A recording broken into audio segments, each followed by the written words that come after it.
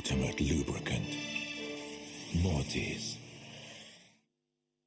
What's up, guys? It's Frederick Alspo, and I use RSR suspension on all my drift cars.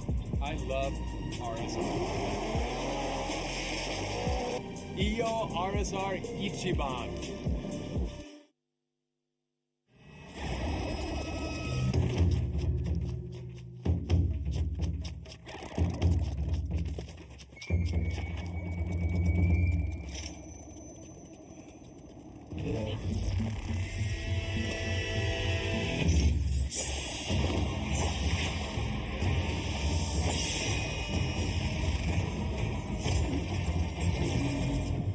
Made in Japan. Breed.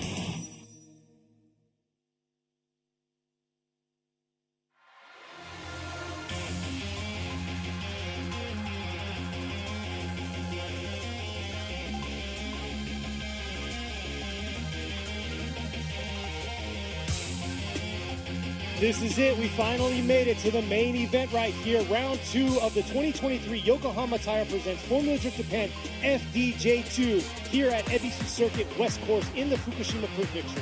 さあいよいよやってまいりました2023年横浜タイヤプレゼンツフォーミュラドリフトジャパン FDJ2 ラウンド2ここ恵比寿サーキットからお届けしてまいりたいと思いますがこれから追走トップ16トーナメントをお届けしてまいりますコース上に各マシンとドライバーが整列しています As you can see we are about to start the top 16 All the drivers and vehicles are lined up on the track さあオープニングセレモニーを始めていきたいと思います国歌斉唱です皆様ご起立ご達望お願いします That's going to be the Japanese national anthem Hats off and please stand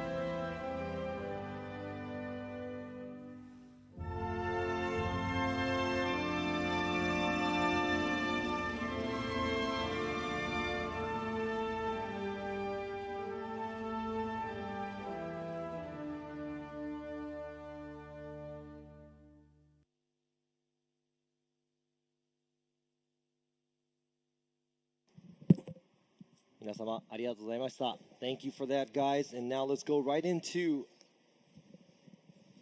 introducing you the 16 drivers and vehicles here lined up ここでトップ16の対戦およびドライバーをご紹介してまいりたいと思いますまずジャッジ席から一番左手ですね、ベスト16、1つ目のバトルです。Driving the Harry's Auto with Big Kick Blocks Japan. Winning Suzuka Twin Round. Is he going to do a back-to-back win here? Qualifying first, car number 43, Harry Yoza. Going against him, just skimming by, locking in that 16th spot there. Out of the 37 cars, he's in the Team Kyushu with Urus and Cusco. R34, number 514, Keiichi Nomura. ベスト16、2つ目のバトルです。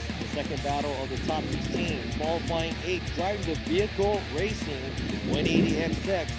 Car number 320, Takuya Inaoka.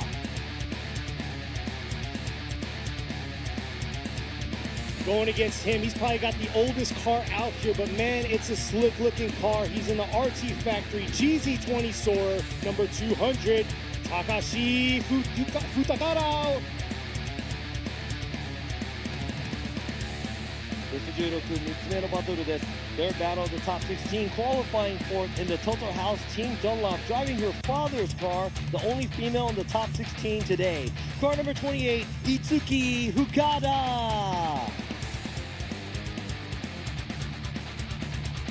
Going against him, fan favorite out here, making it happen here. Huge fan base in the AMC Racing S14, number 2, Dr. Rubber. ベスト16、4つ目のバトル、Fourth battle of the top 16, driving the samurai style Aristo. Here's another young driver, car number 131, Ryuma.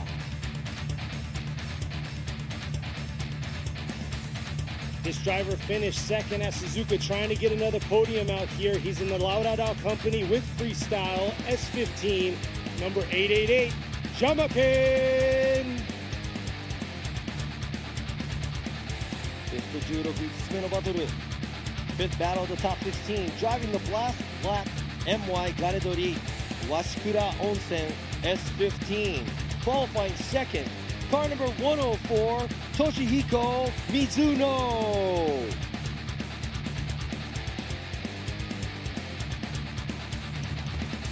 Going against him is a very beast of a car right here. It's the Cusco Yokohama with Mad Face 86, number 88, Atsuki Hoshi.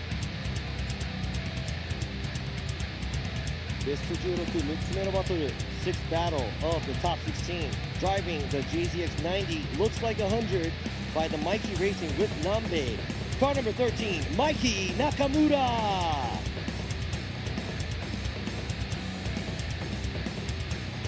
This driver's ready to knock him down right here in the Progress with Project Mu Motis S14, number 78, Kazuma Ikimoto.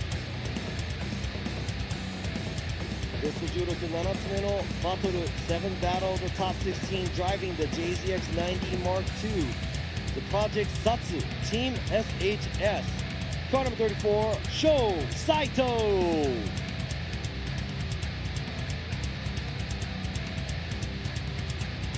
Man, the body lines on this car are extreme. He's in the Twins Inc. Murata Motors with Tops Racing S15, number 32, Kazuya Ozeki. ベスト16、最後のバトル、last but not least battle of the top 16, qualifying 6th in the GH Racing HCR32 Skyline. Car number 115, Kyofumi Hamada. Last but not least, this driver's ready to bang doors, represent Pakistan in the R Nation S15, number 786, Rohab Khan. ということで、こちらが昨日の予選、そして今日のベスト16を戦う選手とドライバー、車両の皆様です。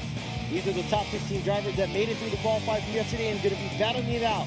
皆様に最高の走りを見せたいと思いますので、皆さん応援のほどよろしくお願いします。Good luck to these drivers and let's get the show started.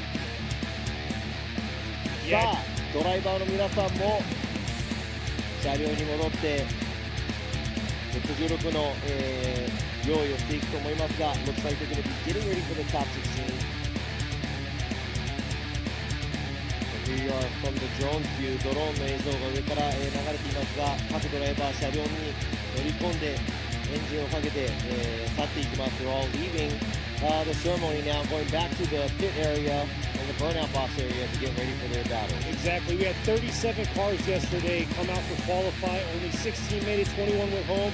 So yeah, this is definitely a slick crew out here ready to go make it happen and show us some heated tandem battles. さあ今車両がね用意している間にですね、少しジャッジ席の方ちょっと紹介していきたいと思いますが、 Let me go ahead and introduce ourselves here up in the top, I'm sorry, the judges stand. In a minute we'll be judging and watching and commentating. We're going to be on the PA and also both in English and Japanese through the live stream. このね、皆様の、にちょっと情報をお届けできるように PA の方、そして、ライブストリーム、英語と日本語の配信を両方行っていきたいと思います。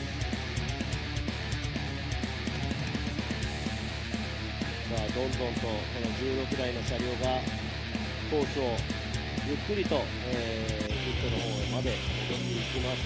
Slowly, but surely all the drivers are driving back to the pits through the track to get ready for their battle. Yeah, healthy blend of cars out here. A lot of S chassis, but I like the blend that we have and the combination we have for the FDJ2 drivers. So here we go. To the right of me, this is Kenneth Harris. He's going to be doing the English commentating, and also I will be doing the English commentating and the Japanese commentating and judging. I'm Robbie Nishida. To the left of me, this is Andy Yen, all the way from the U.S.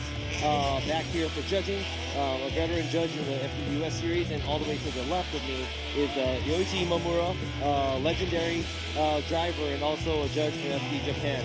ということでね、ケニー・ハリス、そして私、ラビー西田が、日本語と英語の実況を交えて放送していきます。そして、ジャッジの一人でもある私、そして僕の隣にいるアンディ・イエン、アメリカからね、ベテランのジャッジ、16年間アメリカの US の、FD でジャッジをしていたアンディ・イエンも今回来日。そして一番向こうにいらっしゃるのが、今村洋一ジャッジ、もちろんレジェンドドライバーなので、この3人で厳しくジャッジしていきたいと思います。ということでね、僕らの紹介も終わったところで少しコースのお話させていただきたいと思います。Let me go ahead and talk to you about a little about the track. Now we're done introducing ourselves. こちらドローンの映像上から、見えるんですが、Here you go, that's the drone footage from the top. 左上の方がストレート、振り出しポイントですね。To the top left, that's where the initiation area is. And here's the zone description. ゾーンの、場所ですね。まず振り出し321コーンの、付近でもちろんドリフト状態に車を持っていき、アウトゾーン1、そして R がきつくなる末のアウトゾーン2、振り返してのタッチ&ゴー、そして右がフィニッシュライン目前にあるアウトゾーン3を、できる限りワイドなラインで走るという単純かつ、ちょっと難しいコースです。It's a very hard track because you see outside zone 1, 2, and touch and go, outside zone 3. Pretty much only 4 areas that we're looking at, but going from outside zone 1 to 2, being able to adapt to the angle difference from 1 to 2, that's going to be really hard. And also the touch and go in the outside zone 3 right before the finish line. It seems simple, but it's very hard. 単純っぽいけど、実はね、すごく難しいコースとなっております。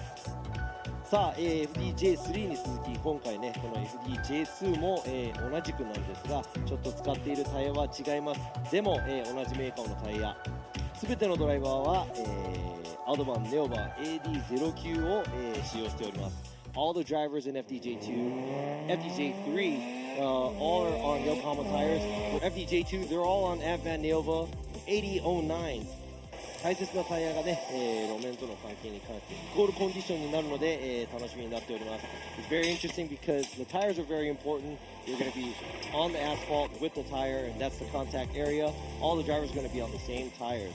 このアドバンネオバ AD09 の使い方、アクセルの踏み方はもちろん内圧の設定などタイヤの使い方、そして車のセッティングも、勝利への、鍵となっております。So the drivability, car setup, air pressure, all that's going to matter to how you're going to be able to handle and conquer this track. So it is hot. We're lucky and fortunate to be able to be in this temperature and condition here from FDJ2. What do you think? Exactly. It's been beautiful all weekend long. You can see right there on the track, perfect conditions for these guys to make a smoke show for you fans out there. いや本当さっきからねすごく恵まれているんですが、このねちょっと暑いぐらいかなと思いますが、少し風もあって、まあ心地がいいような天候となっているので、いっぱいタイヤスモークが見られると思います。ということで、まあ、コースの全体を皆さんに見ていただいたんですが、こちら、ジャッジ席 That's where we're at on the judging stand. You can see us, give us a wave. さあコースも見られました。そして、このジャッジ席も、こんな感じで僕らがね生で見れる上にリプレイ、モニターなど多数あるので、厳しく審査していきたいと思います。So like to go, we'll be looking very carefully and closely because we'll be seeing the whole track and we're also able to look at the replays that we have in our screens. さあこの FDJ2、スポンサー企業、紹介していきたいと思います。サポーターとスポンサーの皆様です。So these are the sponsors that make this possible for us to do.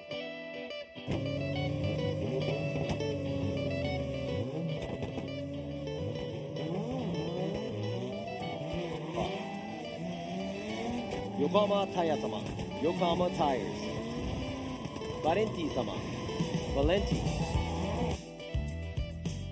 RSR 様、RSR、モティーズ様、モティーズ、ブリッド様、ブリッド、アライヘルメット様、アライヘルメット、ハミングバード様、ハミングバード、FPV ドローン様、FPV ドローン、で最後にエビスサーキット様、and of course エビスサーキット。以上のスポンサー様のご協力をいただいて、このフォーミュラドリフトジャパン FDJ2 を、開催できております。もちろんね、参加のドライバー、チームの皆様、そしてお越しの、皆様、そしてライブストリームをご覧の皆様も、ご協力本当にありがとうございます。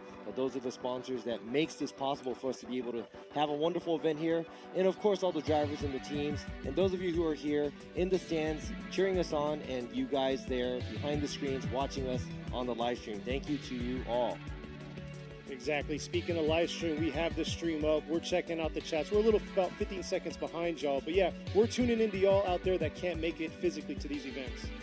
でライブストリームの方でね、チャットがちょっと盛り上がったりとかするので、そちらもこちらで、見ていますので、お越しできなかった方々も、一緒に参加する気分で、スクリーンかじりついてもらいたいなと思います。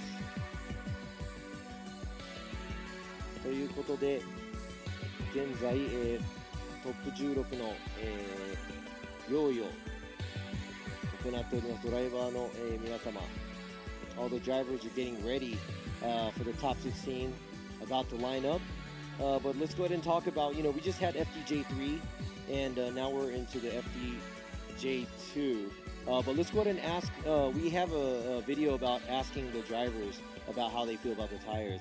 ちょっとね今ちょっと時間があるので、ドライバーの方々にねタイヤの感想をちょっと聞いた V があるので、それを見ていきたいと思います。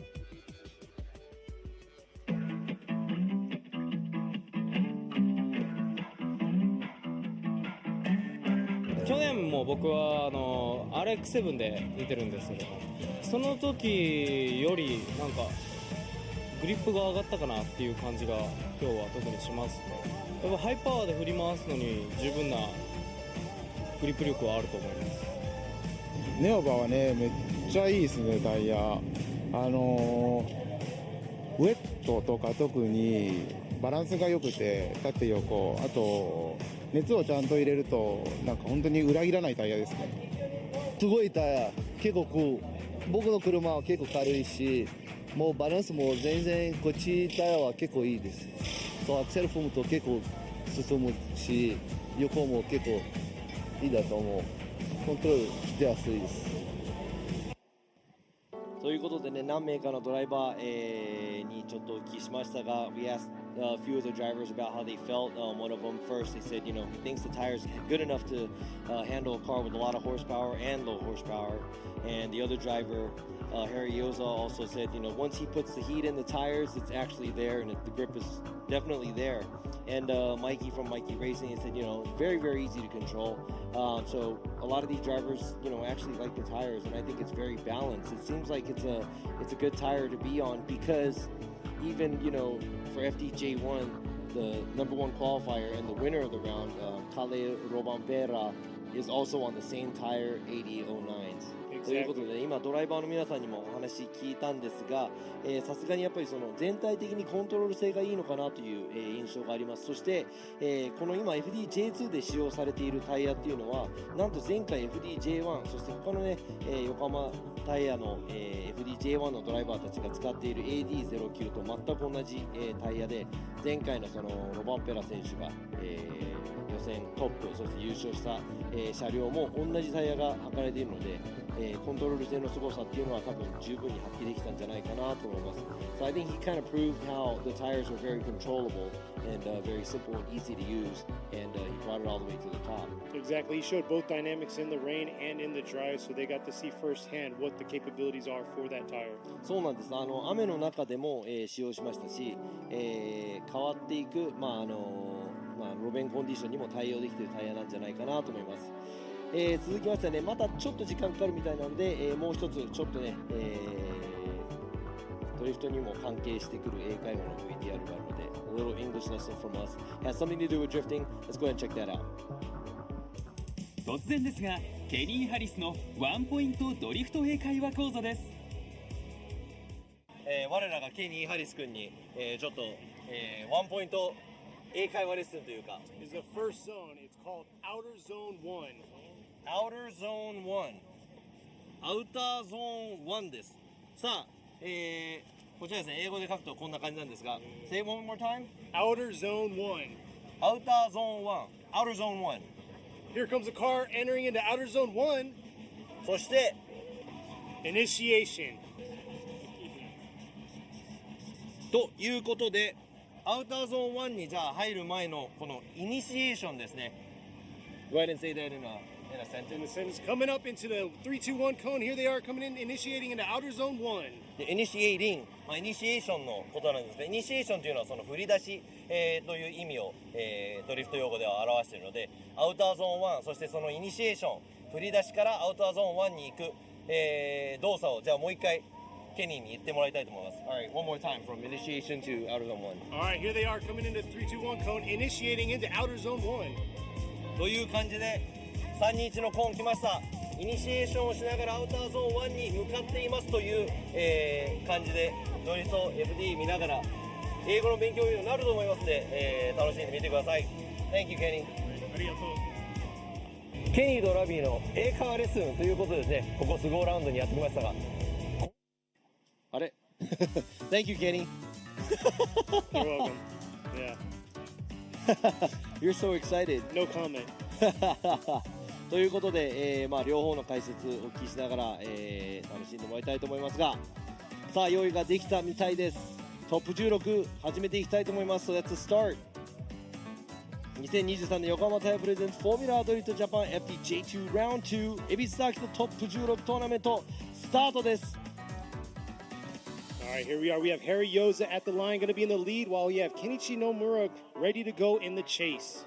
さあ先行はゼッケン43番与座ハリー選手 Harry's Auto with Big Kid Blocks Japan 対するは遠いゼッケン514野村圭一選手 Team 九州ユーラス and Cusco. All right, starting us off right here. Here he is coming in. Harry in the lead, bringing it back around. Nomura trying to hang on there, keep that close proximity through out of zone 2 right there, bringing it back around through the touch and go.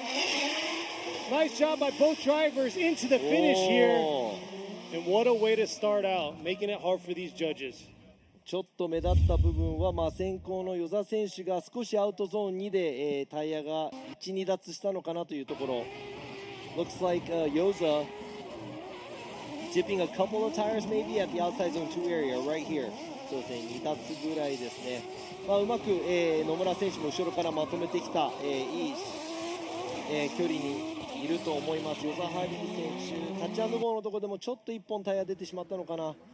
Looks like Yoza also dips the tire at the touch and go area, but overall runs a very outline and looks like it's a very good chase and lead by both the drivers. So it really depends on how things are going to happen when they switch places. 先行でも、ちょっと大きめなラインですが、後追いの、ポジション、そして先行のポジション、なかなか、いい追走だったのではないかなと思いますが、入れ替えるまでドリフト分かりません。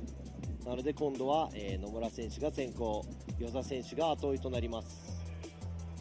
So this time around, Nomura is going to be in the lead while Yoza is going to be in the chase. R32 versus R34. さあ R34 スカイライン対 R32 スカイライン。前回の、鈴鹿ツインラウンドは、見事優勝した與座選手です。Yoza winning the first round. Yeah, is he going to be able to hang on? We'll see here. He'll have to keep that close proximity being in this chase. But at the same time, Nomura's got to throw down a solid lead run. And here he is, throwing down into outer zone 1. Nice job, but like I said, Yoza closing that proximity early on into that outer zone 1, bringing it back around through this outer zone 2 here. Nomura doing a good job in each of the zones. Oh, looks like he's coming in real hot right there through the finish. Got me on the edge into that outer zone 3. さあ今度は野村選手先行でアウトゾーン1、アウトゾーン2、素晴らしいアウトゾーンの寄せ方。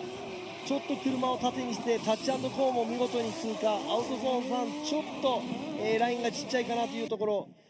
その後ろを與座選手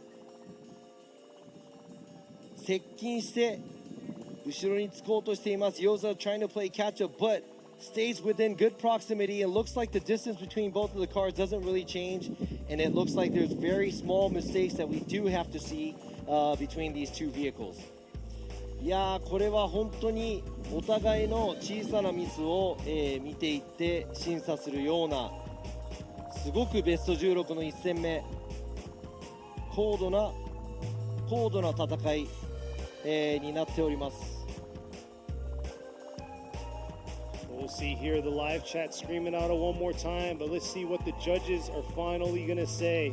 さあジャッジ、3名どういった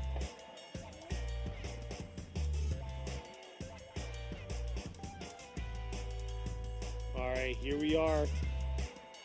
Yen's going to go with going left. Nishida's going left, and Imamura's going with a one more sign. So Kenichi Nomura is going to get the win and move on to the grade 8. さあ今回、見事勝ち上がったのはなんと予選1位の與座選手を倒しゼッケン514野村圭一選手勝ち上がりおめでとうございます。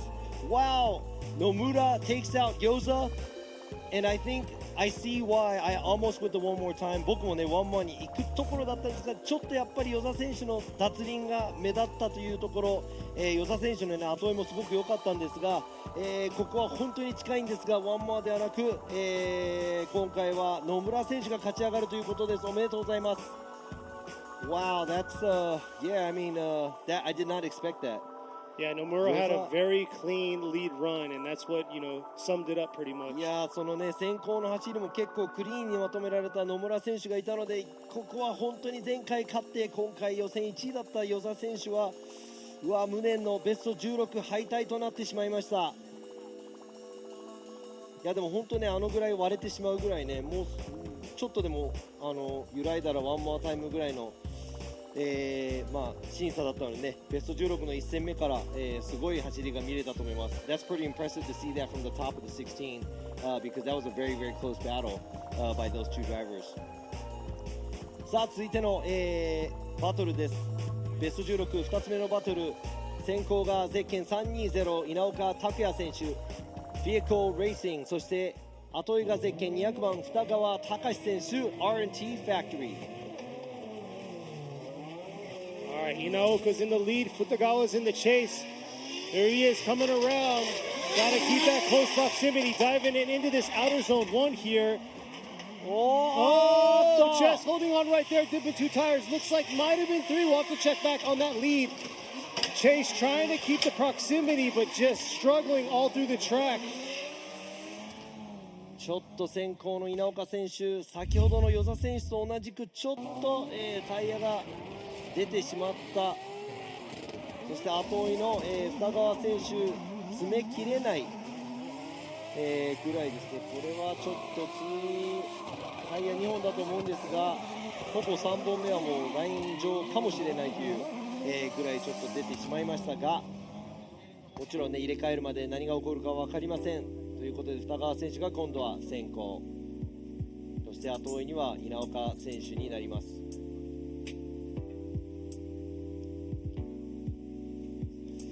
ちょっと今、この上から見る映像でもそうなんですが、もしかしたらこれは先行3本という、これは3本なのかもしれない。 That might be 3 tires off for the lead car.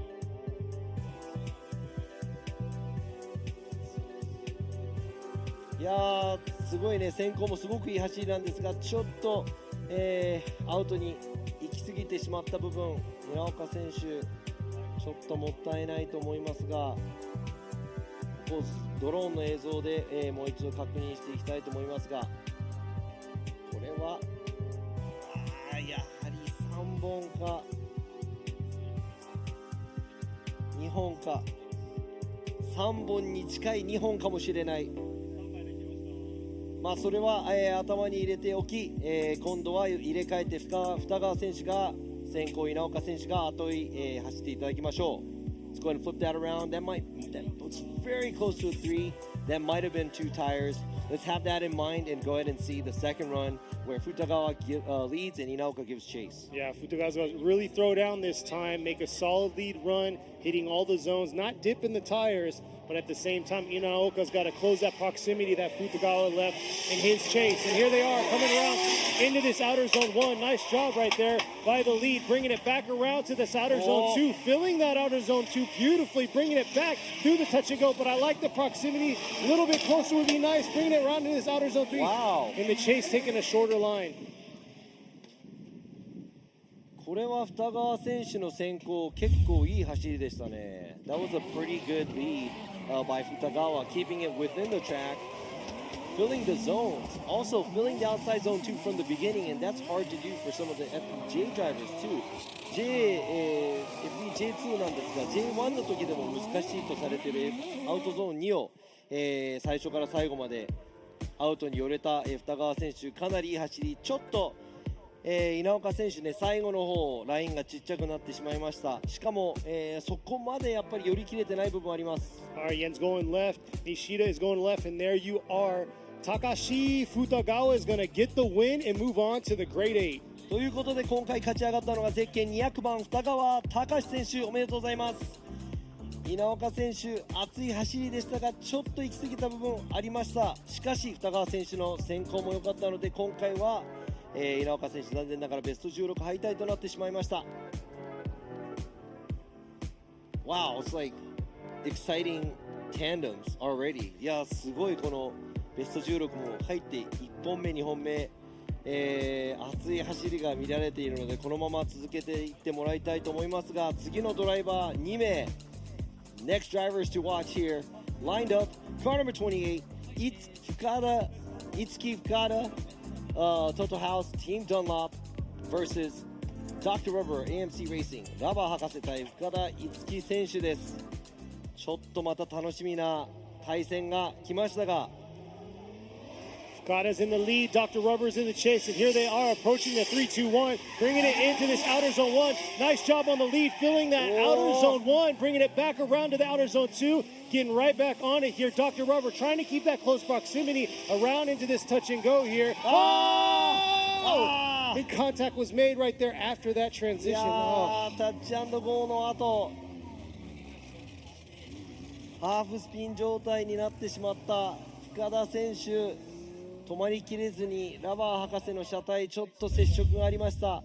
Let's go ahead and check out the replay. It looks like she half spun and Dr. Rubber pretty much had nowhere to go. Let's go ahead and check out the replay. もう一度リプレイを見て検証していきたいと思いますが、こちらアウトゾーンに、終わってからタッチ&ゴーの後ですね。After the touch and go right there, it looks like Fukada overspun the vehicle and Dr. Rubber had nowhere to go. 今のは多分深田選手ちょっと角度つけすぎて、スピン状態になったところ、ラバー博士が行き場がない状態でちょっと接触がありました。Yeah, it was looking like a really good lead run up until that touch and go. Man, that's very unfortunate. We'll see if the cars are going to be fine and ready to go for their second part of the battle.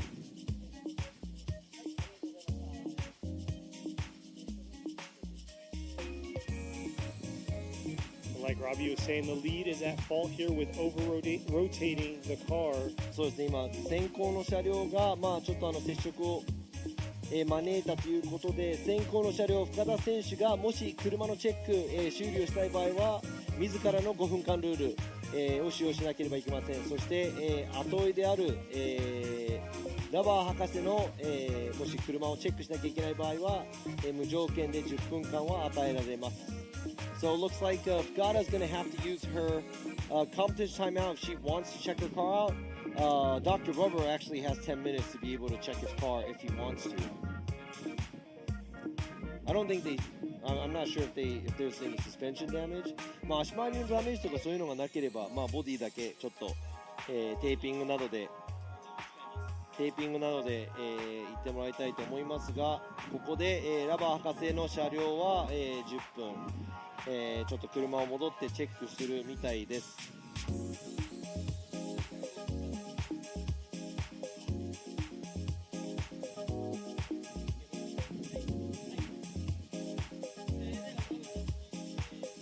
ということで、今まだバトルの途中ですが、今、車のチェックをしている間に、次のバトル、ウォームアップ始まるみたいです。So we're gonna go ahead and move on to the next battle that we have while these drivers are checking their vehicles out. I think Fukada is also using her competition timeout. 深田選手もピットの戻っていったので5分間ルールを、使用するみたいです。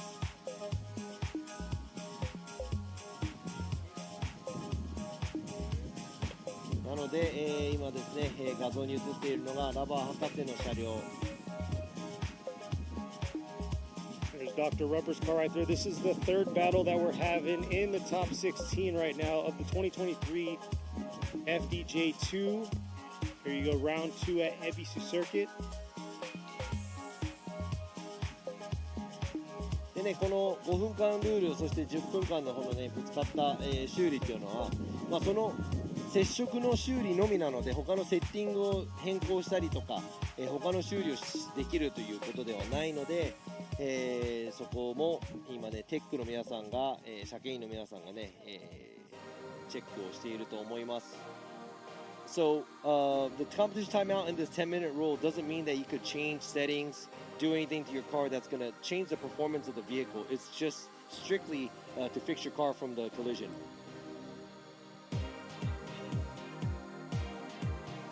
さあ、続いてのバトル、用意ができたみたいです。先行、カーナンバー131赤い車、龍馬選手、サムライスタイル、レーシング、そして後追いがカーナンバー888、ジャマケン選手、ラウダダカンパニー with 株式会社フリースタイ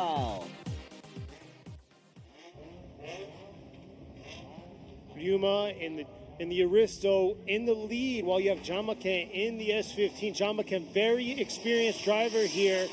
Podium second at Suzuka coming around. Look at that nice lead run right there. Oh, but just too much over rotating right there. Jamaken taking back over right there, bringing it in through the touch and go into this outer zone 3.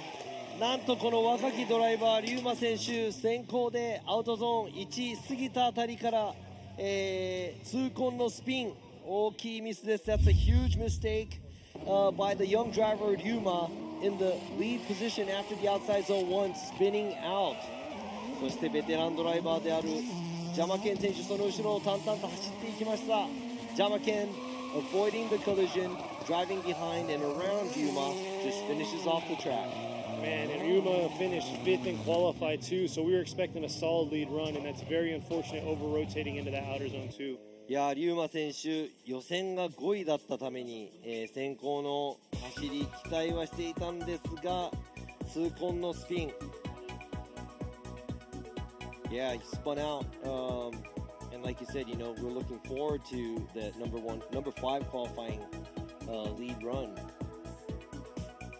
ということで、スタートラインにはもう、ジャマケン選手の車両並んでおります。そしてゆっくりとスタートライン後追い、ポジションにリューマ選手、並びました。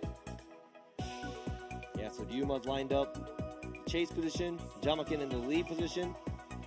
さあこの入れ替えてのバトルどうなるか最後までわからない。 Never know what's going to happen to the end.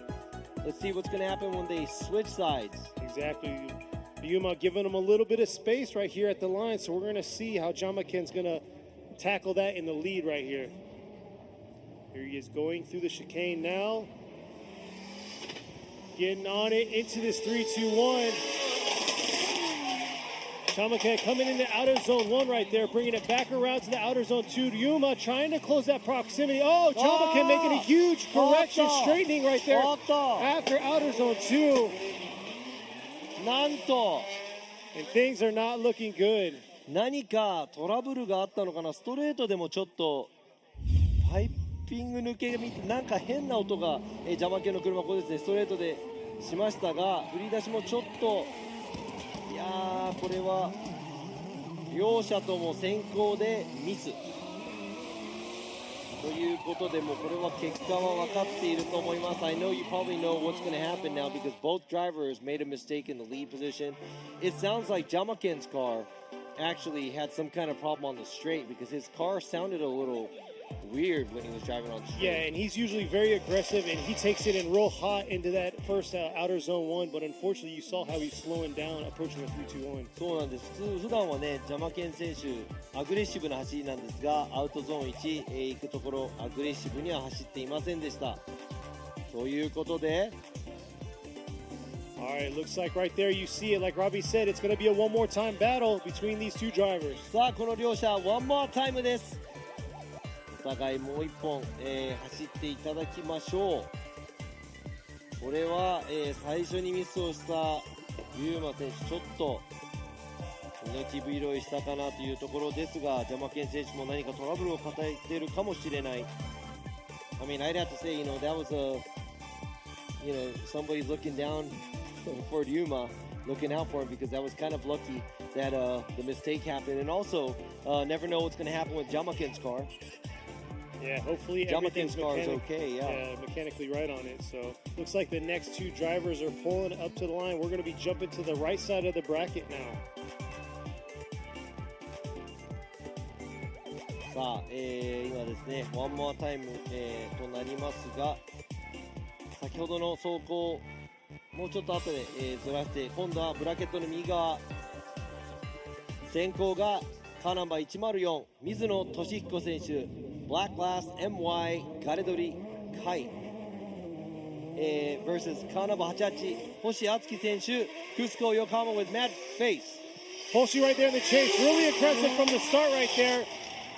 Both drivers have been aggressive all during qualify. Here they are bringing it back around.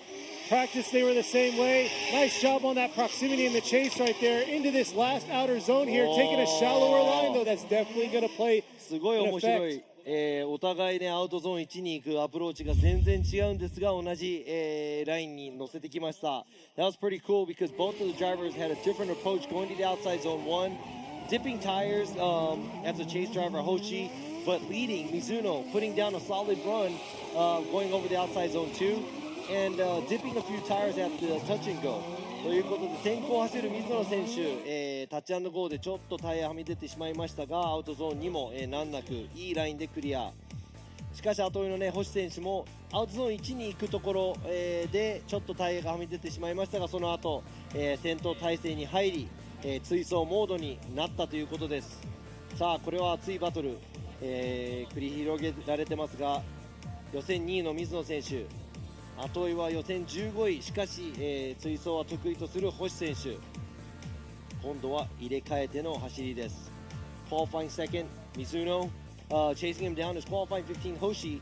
Looks like he's a very good chaser and aggressive, but both the drivers also making their own mistakes where Hoshi dips tires before outside zone 1, Mizuno dipping tires at the touch and go, but looks like he's on a good line, so this is going to be a good one to see. So we'll see how Hoshi's going to do this time in the lead while Mizuno is going to be in the chase. Hoshi getting through the chicane now, approaching the 3-2-1. Very aggressive flick right there into this outer zone 1. Nice job.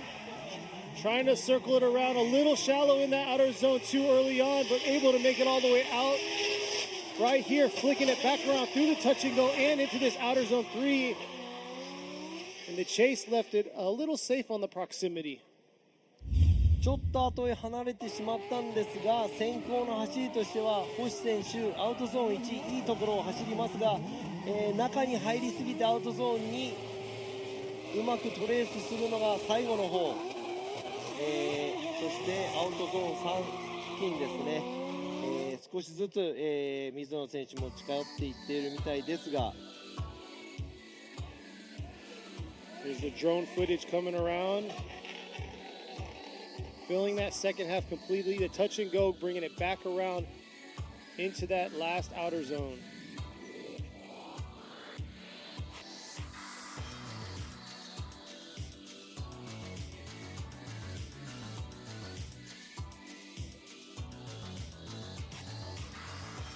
So we'll see, the judges are getting everything together here. See who's going to move on the right side of the bracket. Who's going to be the first one to move on? Here we are. Yen is going to go with a one more time. Nishida is going to go with a one more time. So there you are. We're going to see another one more time battle between these two. And Imamura is going left. さあ、熱いバトル続きますが、こちらもワンモアタイムとなりました。しかし、全1ではなく2-1で、ワンモア、そして、今村ジャッジは、星選手ということです。まあ、星選手もね、後追いの方もうちょっと近かったですし、ちょっとアウトゾーンに寄り切れない部分ありました。そして水野選手もね、細かいミスいろいろと起こっていましたが、今回は2-1でワンモアタイムということです。Both the drivers making equal amount of mistakes and maybe a little bit more to Imamura's eyes. But we're going to go in with the one more time to see who's going to make it into the grade 8. さあ続いて、先ほどの、ね、接触があったバトルですが、今度は、ラバー博士が先行 AMC レーシング、後追いがカーナンバー28深田樹選手、トートハウスティームトンナップ。 So this is the second half of that battle. The contact was made whenever Fukada was in the lead against Dr. Rubber. But this time, Dr. Rubber is in the lead this time. Going through the chicane now, approaching the 3-2-1. There he is. Getting out to this outer zone, leaving a little early. Fukada right there, right behind in the chase. Oh, but not able to hang on. Real shallow in outer zone 2. Dr. Rubber bringing it back around and shallow in that last outer zone. ちょっとラバー博士アウトゾーン1を、に入っていくエリアでですね、ここからちょっと減速アウトゾーン2に、体勢を綺麗な体勢ではなく、アウトをちょっと売り切れない部分がありましたが、やはり先ほどね、今入れ替えてのバトルなんですが、先ほどの先行の深田選手のミスが大きい、そして後追いでもちょっとアウトゾーン1から2に行く部分で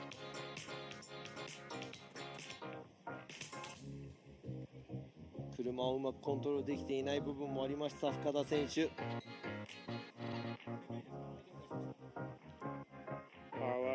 Here's the results for these two drivers. All right, Yen's going to be going left. Nishida is going to go left. And Imamura is going to go left. So there you are. Dr. Rubber is going to get the win and move on to the grade 8. さあ、今回のバトル、ラバー博士が勝ち上がり、おめでとうございます。残念ながら若きドライバー深田選手、ここで敗退となってしまいましたが、父の日ということで、父の乗る普段乗ってるね、ドライバーとして乗っている車に乗れてお父さんも喜んでいると思います。さあ続いてのバトル、ゼッケン13番中村マイキー選手、マイキーレーシング with 南米 vs car number 78池本和馬選手 Progress Project Mu Motis。 この対決、Ikemoto in the chase, Mikey in the lead right here. Mikey in the JZX 100 coming around into this outer zone 1 right here. Nice job filling that zone, bringing it back around into this outer zone 2. Dipping a tire early on, but bringing it right back here into the touch and go. Oh, missing the touch and go right there to outer zone 3. ちょっと、中村選手先行アウトゾーンに行き過ぎちゃったところ、ここも、一応ですね、池本選手タイヤ1本脱輪、そして中村選手タッチ&ゴー入れない、感じでしたね。先行では、綺麗とは言えない、走り。もちろん池本選手も、できる限り、近い場所で追いかけていますが、アウトゾーン3もちょっと小さい、ラインになっているみたいです。さあこちら映像に映っています山中真央選手、マッサージを受けてますね。あれは未来モンスターの箕輪宏也選手からマッサージを受けている、山中選手。That was Yamanaka getting a massage from the young driver FD Japan, Hiroya Minoa. And you can see a lot of the camaraderie that they have here in the FDJ and FDJ2 drivers. FDJ でも J2 のドライバーもね、みんな仲良しといったところですね。さあ続いて、入れ替えての、走行です。今度は先行池本選手、後追い中村選手。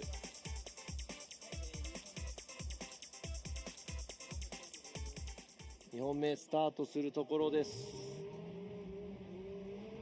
Here they are starting the second part of this battle. Ikemoto's in the lead this time. Approaching the 3-2-1. Mikey real aggressive on the start into this outer zone 1. Ikemoto bringing it back around. Looks like he's dipping a tire right there through that outer zone 2, but Mikey not letting him breathe it all, giving him no space around this last outer zone into the finish there.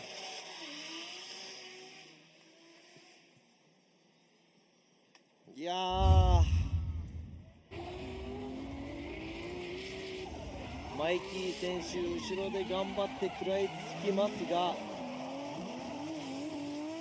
ちょっとラインがもちろんね、ちっちゃくなって体勢がアウトゾーンに、崩れてしまった部分はありますが、こちらも最後アウトゾーン3、すごくね、距離感を大切にして、走っているの分かっているんですが、やはり、同じラインをできれば、通ってほしい。そして、先行での走り、池本選手かなりいい先行の走り。And there you are, 2, and now all 3 judges going with Kazuma Ikemoto, who's going to get the win and move on to the grade 8. ということで今回の戦い勝ったのがゼッケン78番池本和真選手、おめでとうございます。大健闘中村選手、前回表彰台、今回はなんとベスト16で敗退、となってしまいました。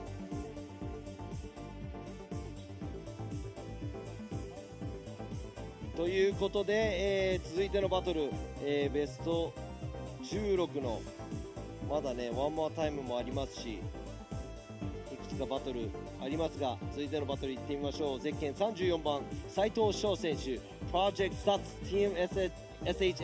TMSHS、対するはゼッケン32番大関和也選手、Twins Inc. 村田モータース with Tops Racing。Saito in the lead in the JZX90 going against Ozeki. Looks like we have a pylon touch right there. パイロンタッチです、リスタートとなります。ここら辺は J2 ドライバーはね敏感かな。スタート地点に戻っていきます両者。もちろんこのパイロンタッチフライング、などですね3ストライクでその走行終了となってしまいますので、ドライバーたちには気をつけて、いただきたいと思います。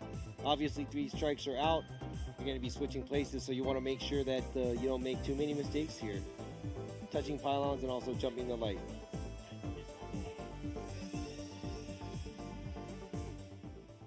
Now it's going to be restart. さあリスタート、仕切り直しです。All right, there you go. Saito making it through the chicane, approaching the 3-2-1 here. Nice job Nice aggressive approach into the outer zone 1. Oh! Just getting it right there around this outer zone 2. Looks like no proximity is being made. Back around to this last outer zone, and the chase was struggling behind him. 淡々といい走りで先行走っていきました斉藤選手、ラインをうまくトレースできていったと思いますが、その後ろちょっと大関選手ラインが外れてしまい、アウトゾーン1付近から離脱、そしてアウトゾーンに、ほぼまっすぐになり、アウトゾーンに埋められず、アウトゾーン3も、すごいちっちゃいラインで、後を追っていきます。こちらドローンの映像です。Looking at the drone footage, it's very obvious to see how smaller the line is that Ozeki is taking. ドローンだとすごく分かりやすいんですが、この、大関選手の後ろのラインがやはりすごく小さい、感じですね。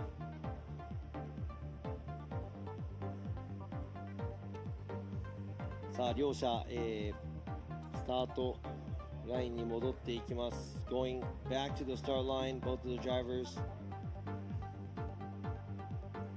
Now it looks like Saito is going to be giving chase and Ozeki leading. 今度は入れ替えて大関選手が先行、そして斉藤選手が後追いポジション。斉藤選手先行では調子良かったんで、後追いではどんな走りを見せてくれるのか。That's a good lead run, Saito. Eager to see how he's going to do in the chase position. Exactly. He has the upper hand right now. Ozeki this time in the lead. Saito in the chase. Look at that. Saito early on being aggressive into this outer zone 1. Nice job through that outer zone 1. Just hanging on, trying to hold on in that position in the chase with the proximity. Losing a little bit there through that outer zone 2. But swinging into this touch and go to outer zone 3. Not bad in the chase.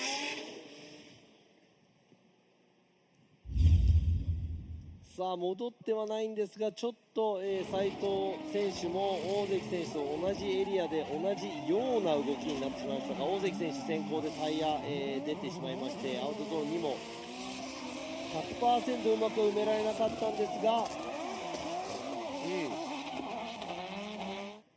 もうちょっと、先行でのね、走りどっちが良かったか、そして後追いでのポジションどっちが良かったかをちょっと、ジャッジの方で考えた上での結果を出そうと思います。So all three of us are going to be thinking about how well they both led and how well they both chased.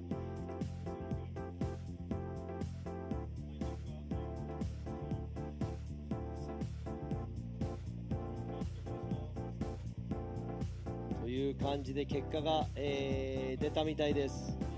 So we have a verdict. Yen's going to be going to the right. You got Nishida going right, and Imamura is going to be going right. So Shoal Saito is going to get the win and move on to the grade 8. ということで、今回勝ち上がったのがゼッケン34番斉藤翔選手、おめでとうございます。大関選手も、ちょっと脱輪が目立ったんですが、健闘むなしくベスト16で、今回残念ながら敗退となります。さあ先ほどの、左下のブラケットにあります、バトルですね、ワンマータイムとなりました。この2台のドライバー、ゼッケン131リューマ選手サムライスタイルレーシング対、ゼッケン888ジャマケン選手ラダダカンパニー with 株式会社フリースタイル。All right, we're back to the left side of the bracket to close this up on this left side. Here they are coming down the strip. You got Yuma in the lead right here. Jamaken in the chase. Looks like Jamaken's doing good in that chase right now, and Yuma was able to collect himself on that outer zone 2, bringing it back around through this touch and go. Nice job into this outer zone 3 with a strong finish. And it looks like Jamaken's car is, collecting itself and making it better. 今の両者、もちろんね小さなミスありますが、なかなかいい走り、先行のリューマ選手アウトゾーンギリギリ、そして後追いの、ジャマケン選手ももちろん同じラインに乗ってちょっと角度は、少ないものの近い距離で同じラインを、トレースしていった模様です。さあこちらドローンの映像でも確認できますが、同じところを通っていく2台の車両、距離感はつまらないもののいい距離感、でジャマケン選手追尾しております。Not getting any closer, but keeping the proximity that he has from start to end as a chase driver there. Jamaken, and in the lead position, Ryuma doing a pretty good job filling the zones. Obviously, a tire off there, maybe a tire off at the outside zone 3. ちょっと今ね、タッチ&ゴー、そしてアウトゾーン3でも1本タイヤが出てしまったのかなというところですが、リューマ選手、今度は後追い、そして、先行がジャマケン選手。Jamaken in the lead. Yuma is going to give chase.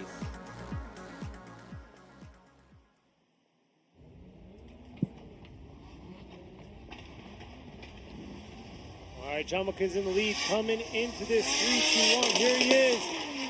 Bringing it into outer zone 1. Nice job coming back around to this outer zone 2. Looks like he's dipping a tire, making an adjustment. Ryuma's right there on him. Swinging back around into this last. Oh, and losing it right there. Coming off track in that last outer zone for Jamaken. いや今のリプレイ、ミスを犯した場所をちょっと確認しなきゃいけないんですが、両者ジャマケン選手先行、鋭い走り、アウトギリギリですが、ここアウトゾーン2のエリアですね。リューマ選手は戻っていないんですが、ジャマケン選手アウトゾーンに戻って、その後アウトゾーン3でも、飛び出してしまいました。いや今のね、車を縦に転がしてしまった、そしてコースアウトをしてしまったジャマケン選手、ドローンの映像で確認できます。It's really obvious that Jamaken drives his car straight after the outside zone 2 area and pretty much goes all 4 tires off, I think, at the outside zone 3 area.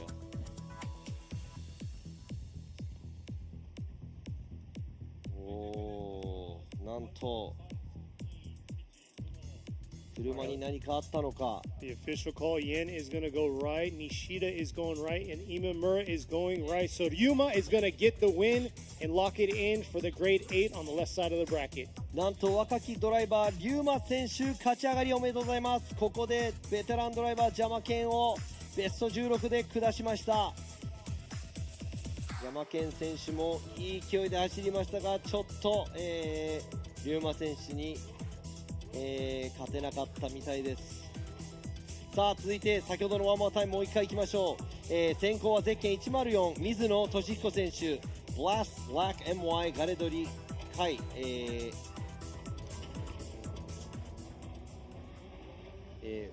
足倉温泉。対するはゼッケン88星敦樹選手、クズコ横浜 with Matt Once again, Hoshi doing an aggressive job on that chase right there. Dipping 2 tires right there, but just hanging on into the track, bringing it back around. Lead, nice job right here, flicking it back into this outer zone 3. But very aggressive on the chase. すごい、このラインが交差しても、同じ場所に戻っていくというこの2台、ちょっと面白いですが、こちら水野選手先行、そして星選手後追い、ちょっとワイド、タイヤ2脱でアウトゾーンにうまく、合わせていきます。そして距離感はバッチリ。ここで水野選手もアウトいっぱい、ちょっと1本タイヤ出ちゃったかなというところですが、この2台熱いバトルです。やはり勝ちを目的としてこの走っています。この2台闘志がもう感じられるような走りでしたね。It looked like, both of the drivers are aggressive and they are going for the win, and that's probably why the aggression is. I can feel the aggression through the driving of these both drivers.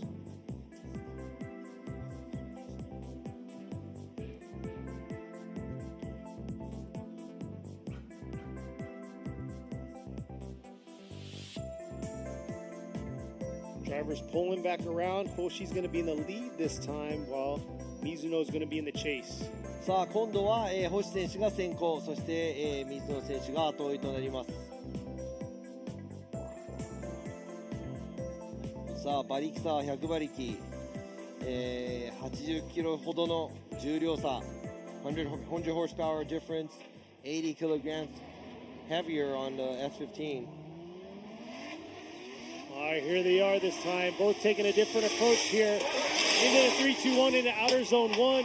Little shallow there by the lead, but look at the chase right there, right on his door, bringing it back around in this outer zone 2. Yeah, not looking good. 星選手 Losing it after outer zone 2, straightening up into that touch and go. わあ星選手アウトゾーンに、付近からまっすぐ走ってしまった何かトラブルなのか。水野選手アウトゾーン1ちょっと小さいライン、しかしここからですねアウトゾーンに繰り返せず、星選手残念ながらまっすぐ走らせてしまいました。 All right, Yen going right, Nishida going right, and Imamura, there you go. Toshihiko Mizuno is going to get the win and move on to the grade 8. ということで、今回の戦いゼッケン104水野俊彦選手勝ち上がりおめでとうございます。なんと何かのトラブルに、見舞われたのか星選手ここで残念ながら敗退となってしまいました。残念。 That's too bad to see. It looks like he had some kind of mechanical issue and wasn't able to finish the track the way he was imaging, I believe. Yeah, he had a phenomenal chase, but unfortunately it all comes down to making the lead also. さあいよいよ、ベスト16最後のバトルになります。先行はカーナンバー115浜田清文選手 GH レーシング、その後ろを、走るのがゼッケン786ロハブ・カーン選手 R Nation.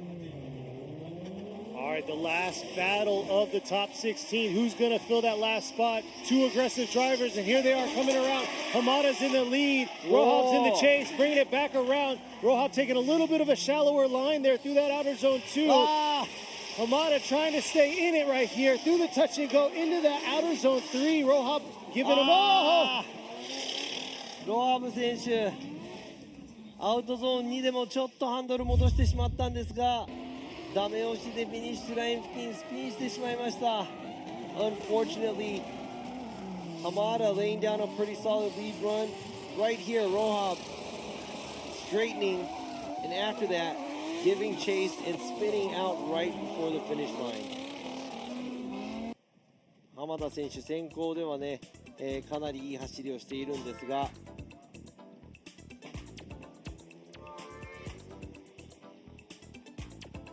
ちょっとね今浜田選手も先行でアウトゾーンに We'll have to check that replay out one more time.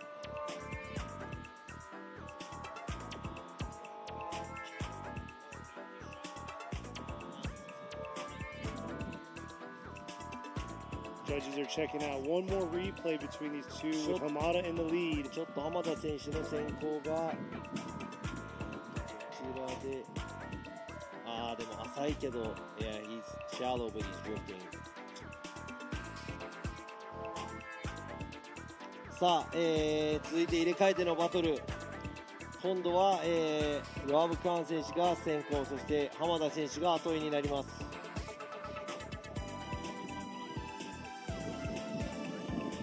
All right, this time Rohab's going to be leading Hamada. Going to have a clean, solid lead run here, coming through the chicane now. Rohab's putting it all out there here into this outer zone 1, filling outer zone 1. Nice job. Hamada closing in on him here into this outer zone 2, bringing it back around into this touch and go. Nice job through that final zone. いやー、ロハブ選手先行で角度いっぱいアウトゾーン1通過しますが、ちょっと深いところアウトゾーン2の先の方走れませんでしたが、その後素晴らしい走りで、フィニッシュライン越えていきます。そして浜田選手冷静に、ラインをトレースしていきまして、いい距離感で後をついていきます。さあAll right, Yen's going right, Nishida is going to be going right, and Imamura is going right. So Kiyofumi Hamada is going to get that last spot to the grade 8. ということで、ベスト8進出ゼッケン115浜田清文選手おめでとうございます。残念ながら、大健闘の末今回はベスト16敗退となってしまいましたノハブ・カーン選手、角度いっぱいで元気な走りだったんですが今回は及ばずということで、ベスト8進出のドライバーが全てここで決まりました。ベスト8、1戦目が二川選手対野村選手、2戦目が龍馬選手対、ラバ博士、3つ目が水野選手対池本選手、そして最後が斉藤選手対浜田選手となります。ベスト8にね行く前に、before we get into the top, or sorry, the grade 8, we're going to take a short break ということでね、一旦コマーシャルに行きたいと思います。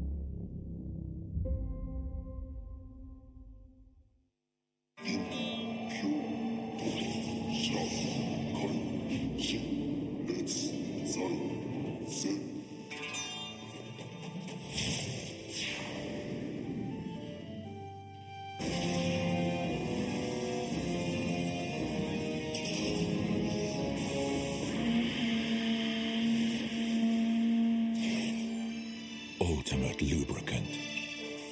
Mortis. What's up, guys? It's Frederick Ospo, and I use RSR suspension on all my drift cars. I love RSR. Iyo RSR Ichiban.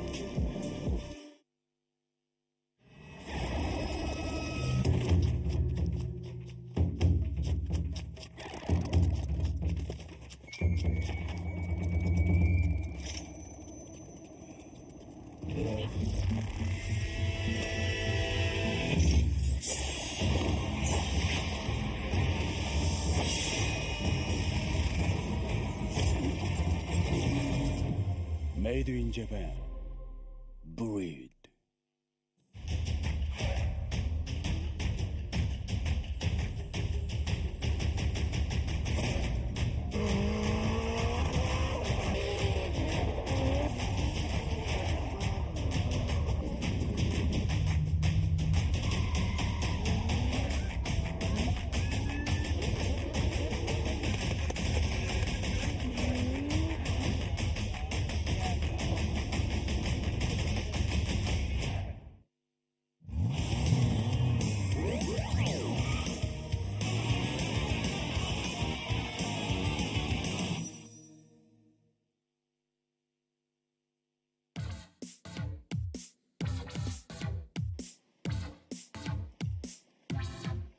And we're back. We just got done with the top 16. Here we are moving on to the grade 8 of round 2 of the 2023 Yokohama Tire Presents Formula Drift Japan FDJ2 here at Ebisu Circuit West Course.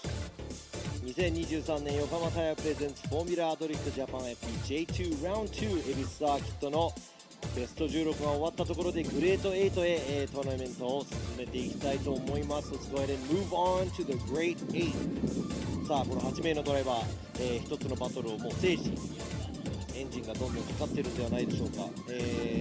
ちょっとね、もうちょっと頑張って欲しかったドライバーもいれば、素晴らしい走りで、勝ち上がってきたドライバーもいます。さあどんどん進んでいきたいと思いますが、 So here we are. Some of the battles were really great. Some of them could have been better, but let's go ahead and see some hot, exciting battles here. さあ先行ゼッケン200番二川選手、 R&T ファクトリー対するはチーム九州ユーラ戦クスコの野村選手。 Nomura coming around in that chase, trying to close that proximity to Futagawa, but Futagawa did the tire right there into that outer zone 2. Bringing it back around into this outer zone 3. Oh, just hanging on into that finish. ちょっと二川選手2箇所、大きなミスを起こしてしまいましたが、 That's two major mistakes made by Futagawa. Falling back right here a little bit in the tire out for Nomura. 2 tires off at the outside zone 2 area for Futagawa.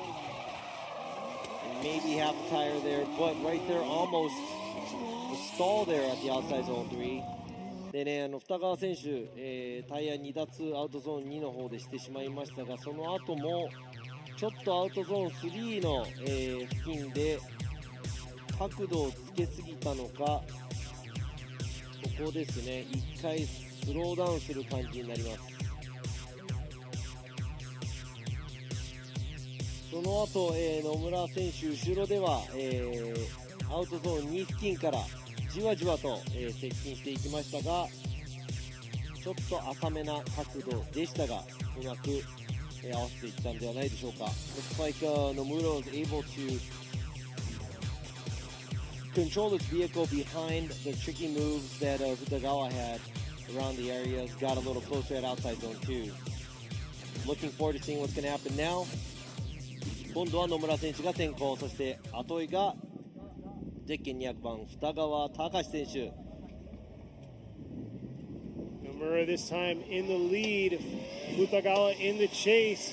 Here they are approaching the outer zone 1. Getting into that zone, looks like about a tire dip there, swing it back around into the outer zone 2. Trying to stay on it through this touch and go. Futagawa being a little safe with the proximity throughout the course, not closing in as much as we thought he would. さあ野村選手先行で熱い走り、ちょっと、タイヤが脱輪する部分、ここですね。アウトゾーン1では1本、そしてアウトゾーン2でも1本、しかし、ラインいっぱいいっぱいに走っています。タッチ&ゴーもちょっとワイドに走っていますね。で二川選手も、距離を縮めることなく、同じような距離をずっと最初から最後まで保つ感じですね。アウトゾーンにもちょっとアウトまで、いけない形。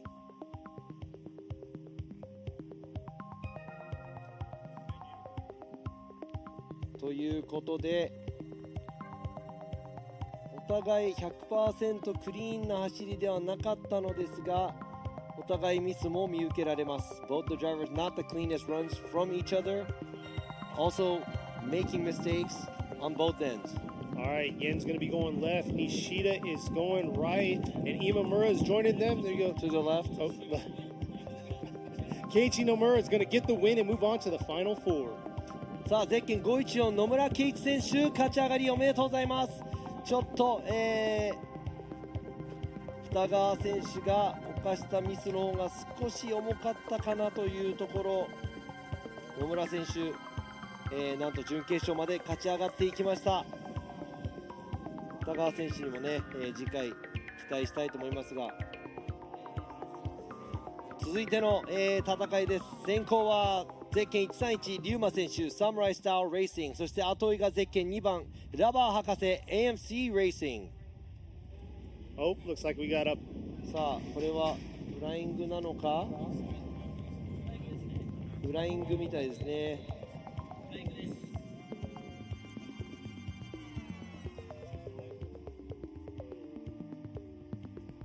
So looks like Ryuma jumped the light, so we're going to go back and have a restart. もう一度、仕切り直しということですね。ちなみにケニーは左と右を分かっていなかったんですね。My Looks eyes were like Kenny closed. didn't know right from left. My eyes were closed. So very basic stuff. Now there's a lot of things going on over here, a lot of things to read, and also, so you're gonna have to bear with us.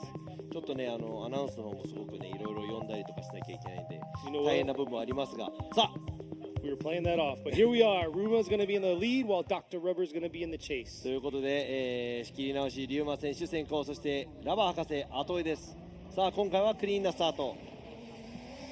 All right, here we are, starting the battle off. Yuma coming around into this outer zone one. Dr. Rubber struggling right there early on. Not sure what's going on. Yuma doing his thing. Divot 2, looks like 3 tires there through outer zone 2. Real shallow through that last zone. So that's a double zero. Yeah. さあ、両者走りきれませんでした。今の走行、先行のリューマ選手、3奪アウトゾーンに、そして後追いのラバー博士選手、なんか今クラッチを蹴る音がすごくしましたが、That's a lot of clutch kicks。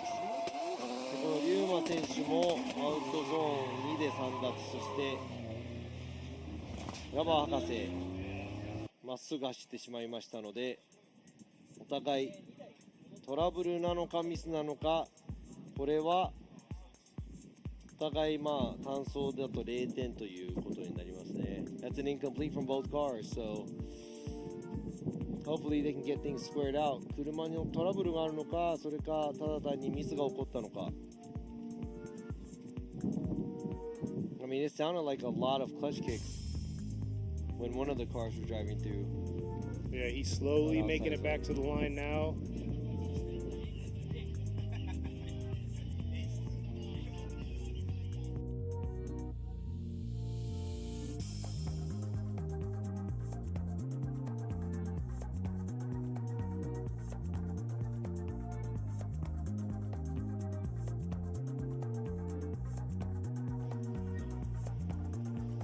A lot of fans for Dr. Rubber out here.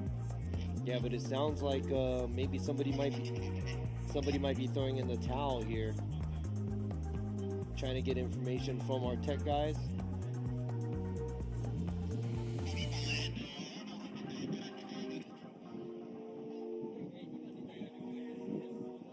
Man, so that's a drivetrain issue by Dr. Rubber, and that's gonna be he's gonna throw in the towel and he's out. ということで、なんと残念ながら、駆動系トラブルでラバー博士がリタイア宣告、リタイアということです。残念ながらラバー博士リタイアということで、リューマ選手はここで、バイランですね。一人で、車が、リタイアした相手に対してね、自分も車が壊れてたらダメなので、こういう場合、リタイアした相手に自分の車は大丈夫というアピールということでバイランを、していただきます。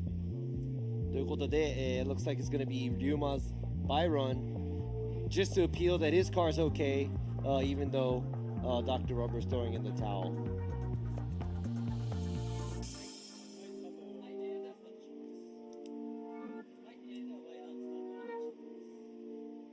It's very unfortunate for him. Ryuma skimming by 2 times now, 2 rounds, spinning out first time in his first battle in top 16, losing it here, but able to get by. So we'll see if he can carry it all the way through, because he's going to be battling it out against Nomura in the semifinals. いや、この単走はね、なかなかいい走りをしていきましたリューマ選手なんですが、先ほどもスピン、そしてもう1回ワンモアタイムとなり、ジャマケン選手に勝利。そして今回は相手のトラブルにより、自分もねノーポイントの走りみたいな、感じでしたが、幸運の持ち主のこのゼッケン131リューマ選手の勝ち上がりということで、準決勝では、野村選手と対決ということですね。Yep, all judges went right, and Ryuma's getting the win. Yeah, Ryuma got the win going against Nomura. And like you said, his bye run was actually pretty nice. Yeah. Looked very good for hopefully a good solid lead run whenever he goes into the semifinals. But looks like that's the left side of our bracket filled out. We're moving on to the right side. さあブラケット左側は、これで野村選手対龍馬選手、準決勝の戦いですね。さあ続いて準決勝に、進んでいけるドライバーはどちらのドライバーか。予選2位の、ゼッケン104水野俊彦選手、ブラス・ブラック MY ガレドリ海鷲倉温泉対するはゼッケン78池本和真選手プログレスプロジェクトミューモティーズどちらが勝ち上がるか。Ikemoto in the chase right here. Mizuno been very aggressive all day long, bringing it back around. Oh, just hanging on right there, right before the outer zone 2, but Ikemoto unable to hang on. And there he is finishing his lead run right here, wrapping it around into this last outer zone. なんと後追いの池本選手アウトゾーン1を通った後大きなミスハーフスピン。The half spin by Ikemoto doesn't initiate fully when he was initiating and had to add angle. Kind of came to a half spin after the outside zone 1. そして前を淡々と走る、予選2位通過の、ゼッケン104水野俊彦選手です。Yeah, it looks like Mizuno cleaned up his lead run, not dipping any tires in those zones, because before he was dipping tires in the touch and go in all the other zones. そうなんです。水野選手も、先ほどから打って変わってちゃんとねタイヤが脱輪しないようにちょっと1のアウト終わってから出てしまったかな。なんですが、なんとか綺麗に、車体をコース内に置いて走れるように、先行の走りをしました。さあ今度は入れ替えて池本選手が先行水野選手が後追いです。入れ替えてこのバトルが終わるまで最後までわからないので今度はどんな展開になっていくのか。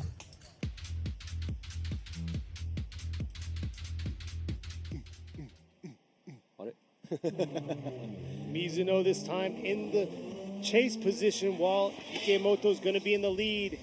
See how Ikemoto's going to do here. Has to clean up that transition from that outer zone 1 to that outer zone 2 here. Just hanging on right there, bringing it back around. Mizuno keeping close proximity to him into this last outer zone. Oh, it looks like a little bit of a stall right there by Ikemoto into the outer zone 3. ということで、今の走り池本選手ちょっとアウトまで届かない。そして、最初にしたミスほど大きいミスは水野選手していないということでうまくこちらも繰り返し池本選手ちょっと、アウト、タイヤも脱輪してしまいました。そして角度をちょっとつけすぎてアウトゾーン3届かない感じでした。All right, Yen's going right, Nishida's going right, and Imamura is going to go right. So Toshihiko Mizuno is going to get the win and move on to the final 4. ということでこの戦い、ゼッケン104水野俊彦選手勝ち上がりおめでとうございます。池本選手は、健闘の末ベスト8グレート8、敗退ここまでとなりました。さあ準決勝の戦いは野村選手対龍馬選手、そして水野選手対この2名のドライバーどちらになるんでしょうか。これも面白い戦いになりそうです。先行が、斉藤翔選手、そして後追いが浜田清文選手。この2名両者かなりアグレッシブなドライバーなんではないでしょうか。さあこちらゼッケン34番ですね。斉藤選手プロジェクトサツチーム SHS 対するはゼッケン115浜田選手 GH Racing. Both very aggressive drivers. Saito is going to be leading while Hamada's in the chase. Here they are. Looks like they're ready to go. Getting through the chicane now. Saito coming in real hot into this 3-2-1. Look at Hamada right there on the right side of him, bringing it into this outer zone 1. Nice job through that zone, carrying it around into the outer zone 2 here. Beautiful job. Nice textbook tandem, bringing it back around. Hamada trying to catch himself into this outer zone, last outer zone to catch up to him. 両者すごい、としか言いようがありません。Super impressive. Both drivers. Lead car does a great job. Chase car puts himself in a good area. Stays on the similar line as the lead car. 先行もいい走り。そして後追いの浜田選手も、先行とほぼ同じライン、トレースして走っていきますので、もうこれは結構高いレベルの戦い。この両者。お互い勝ちたいという気持ちが前面に出ている、そんな走りなんではないでしょうか。Looks like both of the drivers are going for the win, and I think you can kind of see it in their driving. 浜田選手、前の車の真似をして、斉藤選手はアウトラインギリギリを常に通り、皆さんが見たいこういう追走をこの両者やってくれました。 Both the drivers are showing us what we want to see as tandem runs.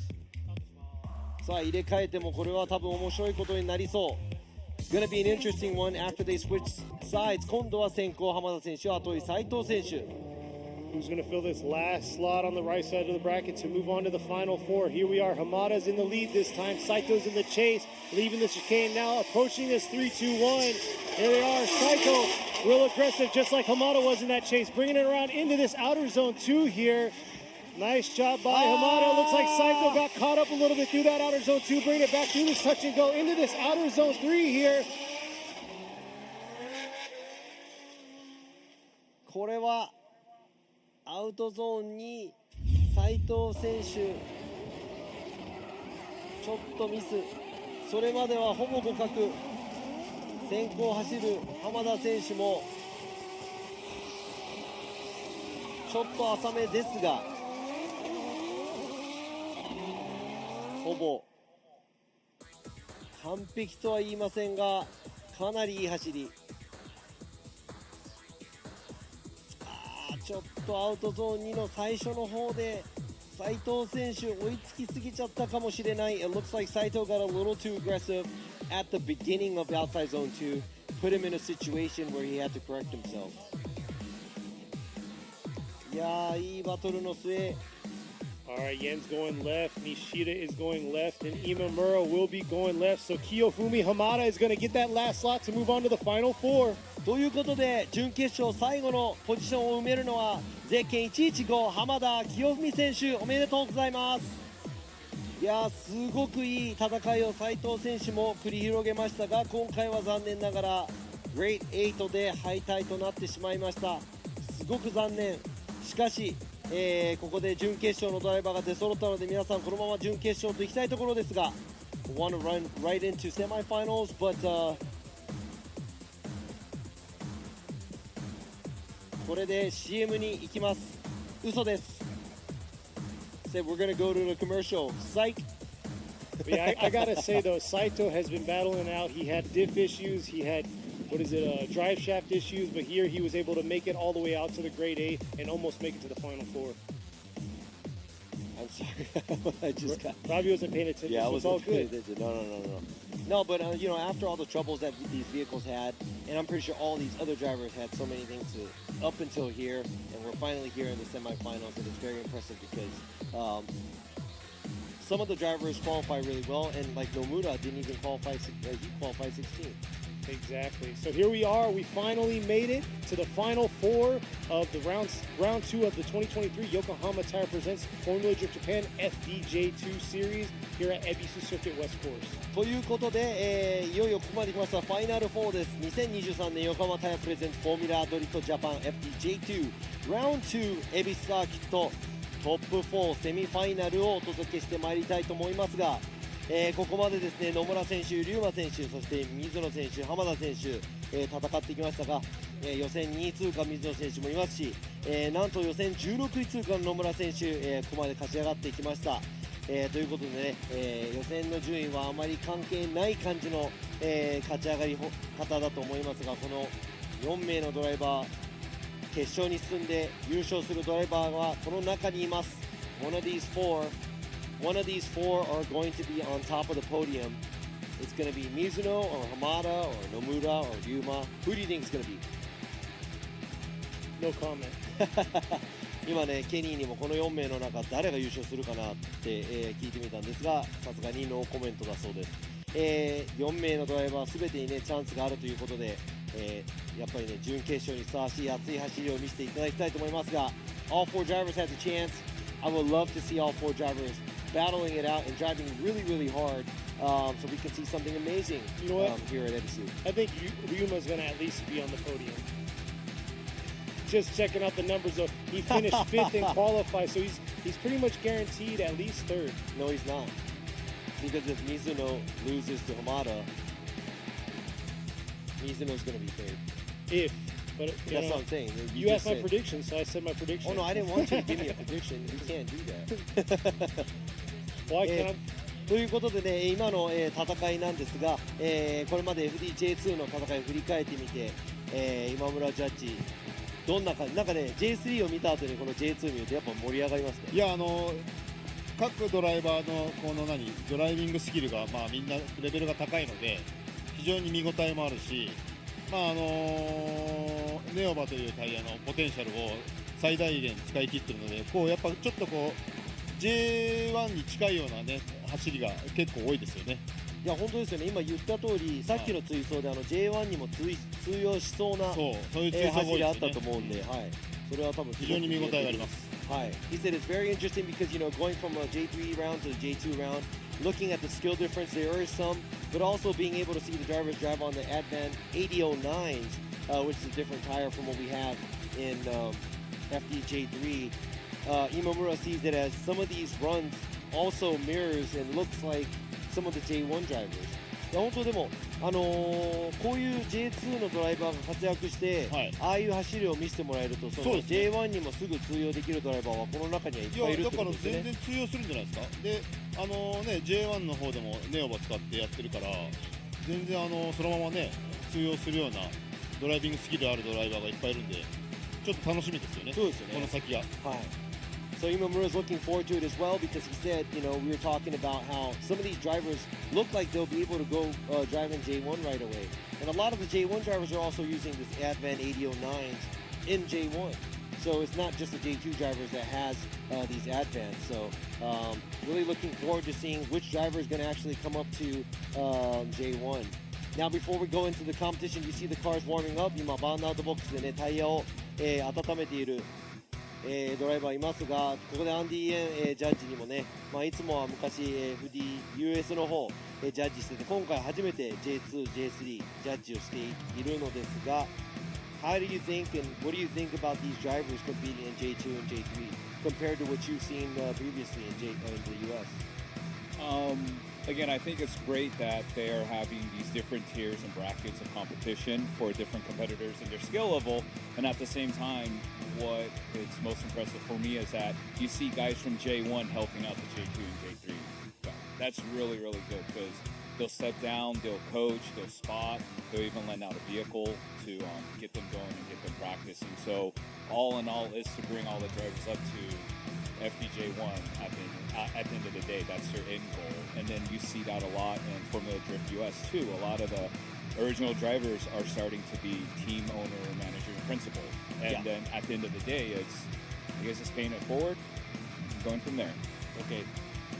Thank you, Andy. 今ね、やっぱりいろんなスキル、レベルがありますが、J1 から J3、各スキルに合わせたそのね、ドライビング、そしてそのコーチとして、手伝ったり、J1 のドライバーがいたり、J3 のドライバーが手伝ったり、そのお互いを、極めるために、どんどん頑張っていってるのが目に見えて楽しいということで、さあ、準決勝の用意ができました。今スタートラインについているのがゼッケン131リュウマ選手サムライスタイルレーシング、対するは東映ゼッケン514野村圭一選手チーム九州ユーラス&クスコ。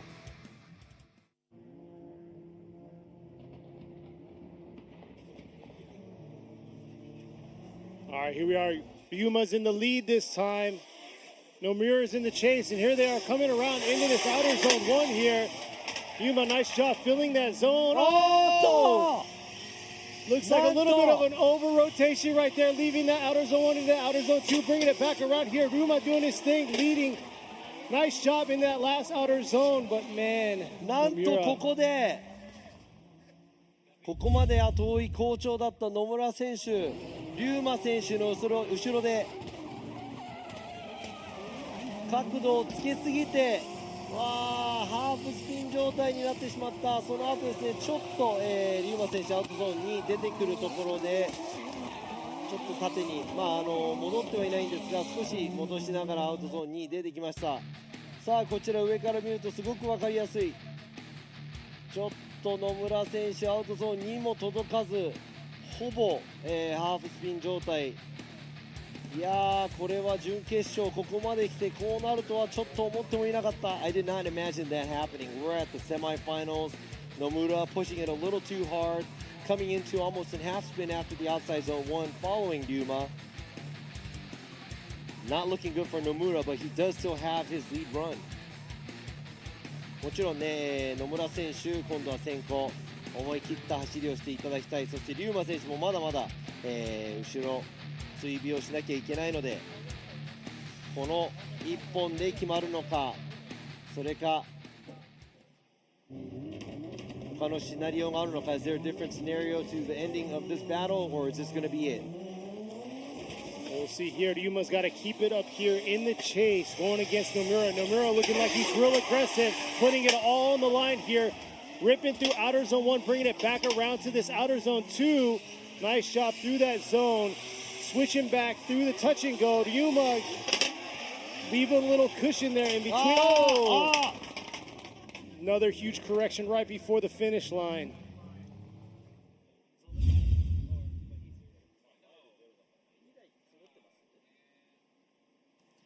いやー、これで野村選手も先行、ちょっとね、龍馬選手を離す状態。龍馬選手アウトゾーンにも寄れず、ちょっと縦の方に車を進めていく感じですが、このフィニッシュラインを越えていくところで両者とも戻り、後ろの車が前に合わせたのかもしれませんが、先ほどの走行を見て、今回の走行を見て結果を出したいと思います。All right, here we are the official results. Yen going right, Nishida going right, Imamura is going to go right, and there you are. Ryuma is going to get the win and move on to the finals. ということで今回勝ち上がるのはゼッケン131龍馬選手、おめでとうございます。なんと、ここで野村選手何かトラブルがあったのか分かりませんが、準決勝敗退となってしまいました。そして野村選手は16位で予選を通っているので、3位にはなれない。ここは惜しくも4位に、確定だと思います。さあ予選5位で通過して龍馬選手が、決勝まで上がりました。So Ryuma making it to the finals, qualifying 5th. Nomura qualifying 16th, so that's going to actually put him in the 4th position for sure, right here. Wow, so I don't know if that was a issue for the car, if it was a mistake. I'm not sure. But Ryuma, I mean, I'm not going to say he's lucky, but luck is on his side today. Ryuma 選手、ここまでね、ちょっとやっぱり運も味方につけてここまで来て、もちろんね、実力もあります。決勝で誰と当たるか。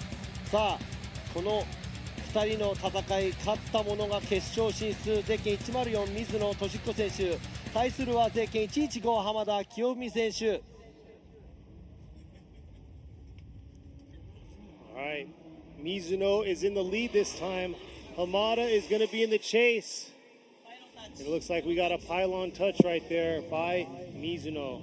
さあ水野選手のパイロンタッチで準決勝2組目が始まりました。もうこの2名のドライバー両方、もう表彰台が確定なので、ちょっとリラックスして本当の力を出してほしいですね。I'd like to see both these drivers do what they are here for and do the best they can, because they're actually both on the podium for sure. Yes, Just don't know which position. Both have been very aggressive all day, so this should be a good tandem battle between these two to fight it out to see who's going to the finals. さあプレッシャーをかけていきましょうか。勝ったら2位以上、負けたら3位。Want to pressure these drivers. If you win, you get more than second place or first. You lose, you get third. All right. Oh, that's 2 faults right there. It looks like. これはちょっともう水野選手テンパっちゃってもう一回やったらこれは、水野選手がこの1走が失格になってしまいます。ちょっと、深呼吸して走ってほしいですね。あまりねリスタートって自分も実はね全然好きじゃないんで、リスタートが起こるとやっぱり後追いの選手いいスタートが切れたりとかしてたのに結局また再スタートということでイライラもするのでね、できれば、クリーンなスタートを心がけてほしいなと思います。I'm not a big fan at these restarts because as a chase driver it kind of gets into your head, it gets aggravating. The lead driver please would like for him to take a deep breath and have a clean start.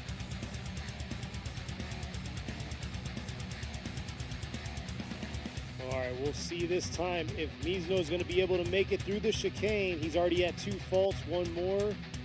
It's going to DQ him. He's going to have to lose his shot at the lead.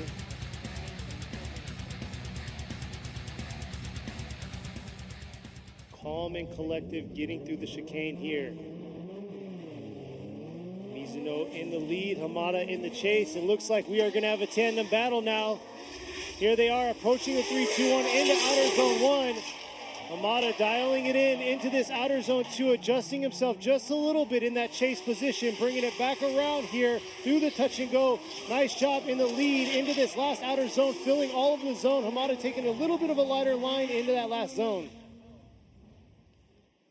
ちょっと今度は、スペインの出てくるところからやっぱり、後追いの車両浜田選手追いつきすぎちゃった感じでタイミングおかしくなっちゃったのかなという感じがしますが、アウトゾーン1では、綺麗に揃って走りました。その後アウトゾーンに、お互い同じライン、似てるラインで入っていきます。さあこちらドローンの映像で見ていきますと、このアウトゾーンに出ていくところですね、ちょっと、縦気味にお互い車を走らせているような気がしますが、浜田選手最後のアウトゾーン3がちょっとなぞれませんでした。さあこちらもう一個違う映像です。 Both the cars doing a good job in outside zone 1 and right here looking at the way they are leaving outside zone 2 and it looks like they're trying to straighten their car to run away out of the outside zone 2, but outside zone 3 area Hamada is not doing a good job as a chase car and had to run a smaller and shallower line. So now we're going to have to see what's going to happen once both these drivers switch places. お互い、入れ替えてからの走行がどうなるか、ちょっと見ていきたいと思います。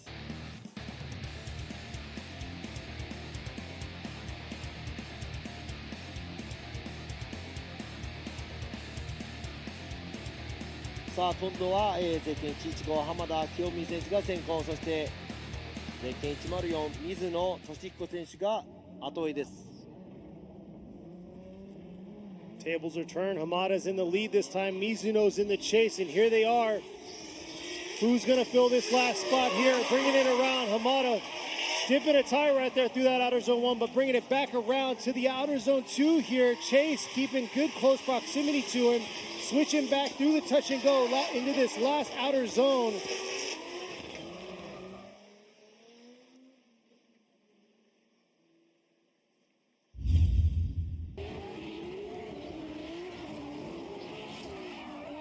さあ両者とも、ちょっと浜田選手タイヤ1脱アウトゾーン1、アウトゾーン2はクリーンに、トレースしますが、そのすぐ後ろに水野選手離さない、ように後追いをしていきました。ちょっと水野選手もアウトゾーン3でちょっと小さくなってしまいましたが、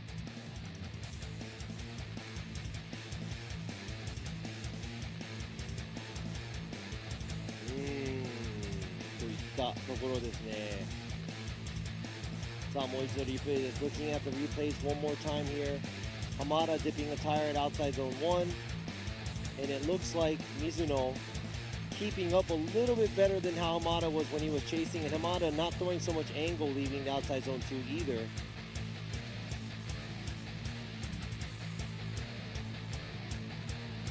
Saあこれはお互いもちろん小さなミスがありますが。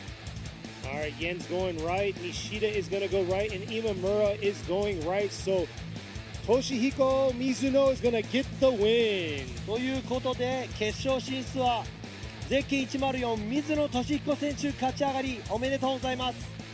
そして残念ながらここでゼッケン115浜田清文選手は準決勝敗退ですが、予選のポイント、順位で浜田選手がこれはね暫定ですが、3位のポジションになったのではないかと思います。さあこれで白熱した準決勝も終わりまして決勝にすぐ行きたいと思いますが、ちょっと用意もあるということで、皆さん少し CM をお楽しみください。 We'll be right back. The drivers are going to get ready for the top spot on the finals, and we'll be back after these messages.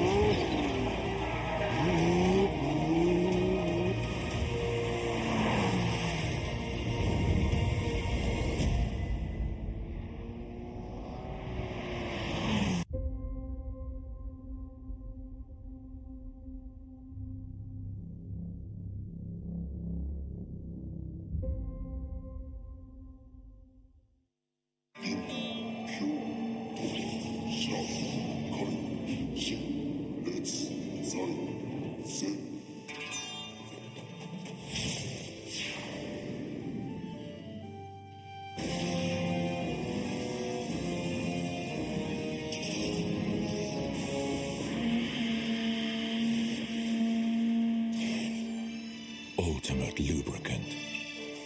Mortis. What's up, guys? It's Frederick Alspo, and I use RSR suspension on all my drift cars. I love RSR.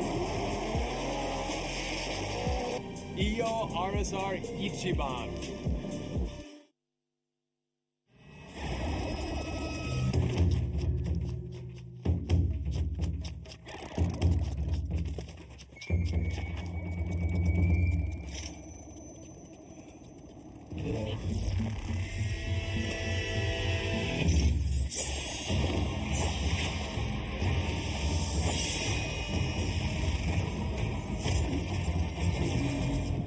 Made in Japan. Breed.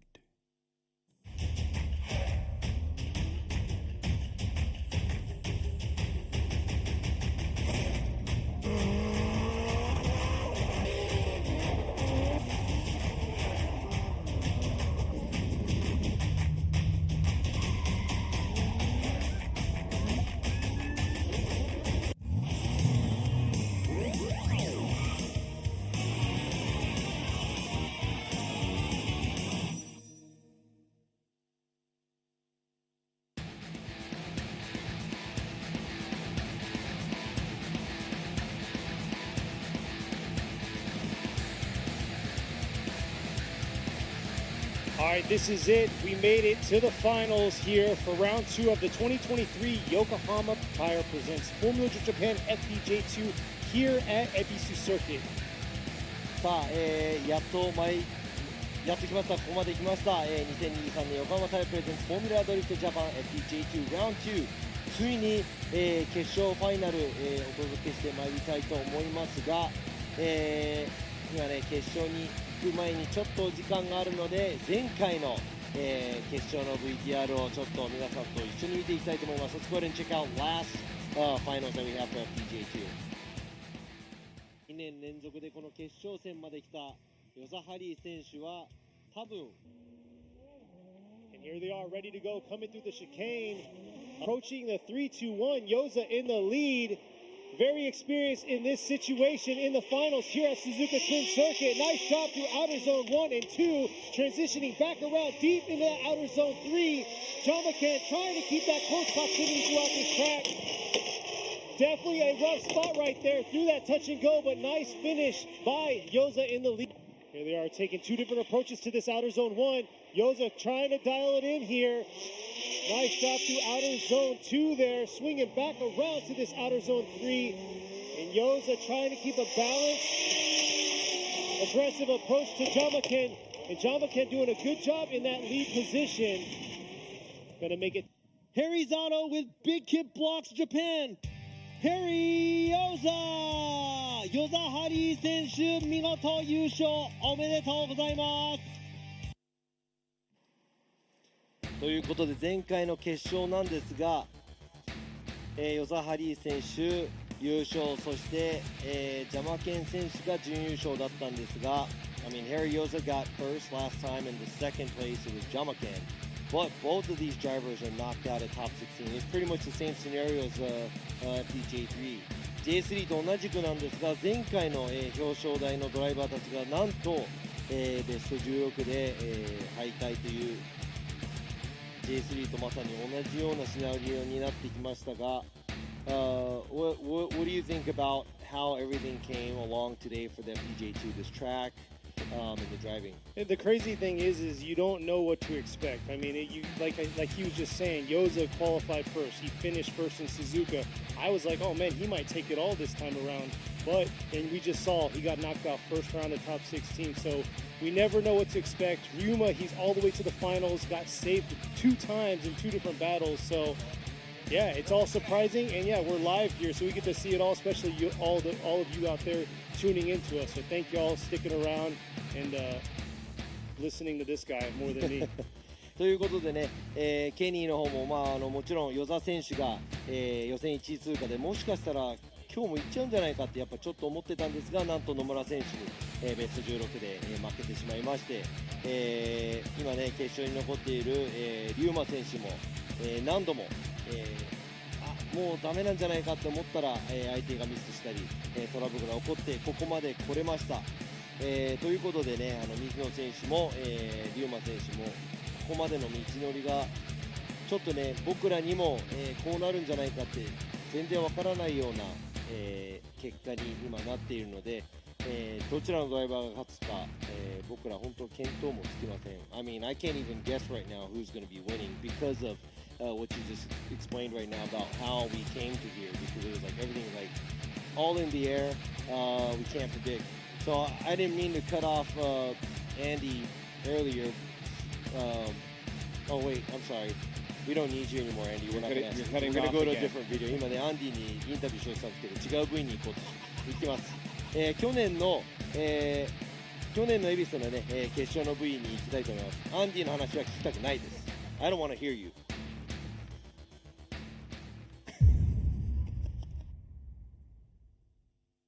And the live streaming, everybody here watching. 1, Lee Clark, nice aggressive approach. Look at that, ripping into outer zone 1, and there you go. Hodayuchi trying to dive in on him and close that proximity, but looks like he's getting a little left right there in outer zone 2 and not able to close that proximity through this outer zone 3.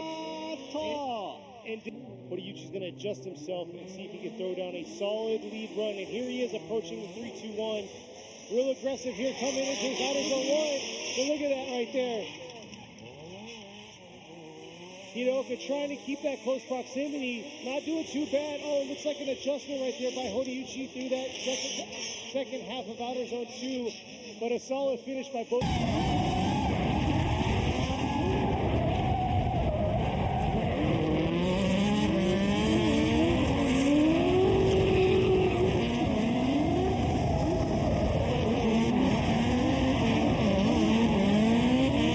Hideo Hiraoka gets the win. おめでとうございます。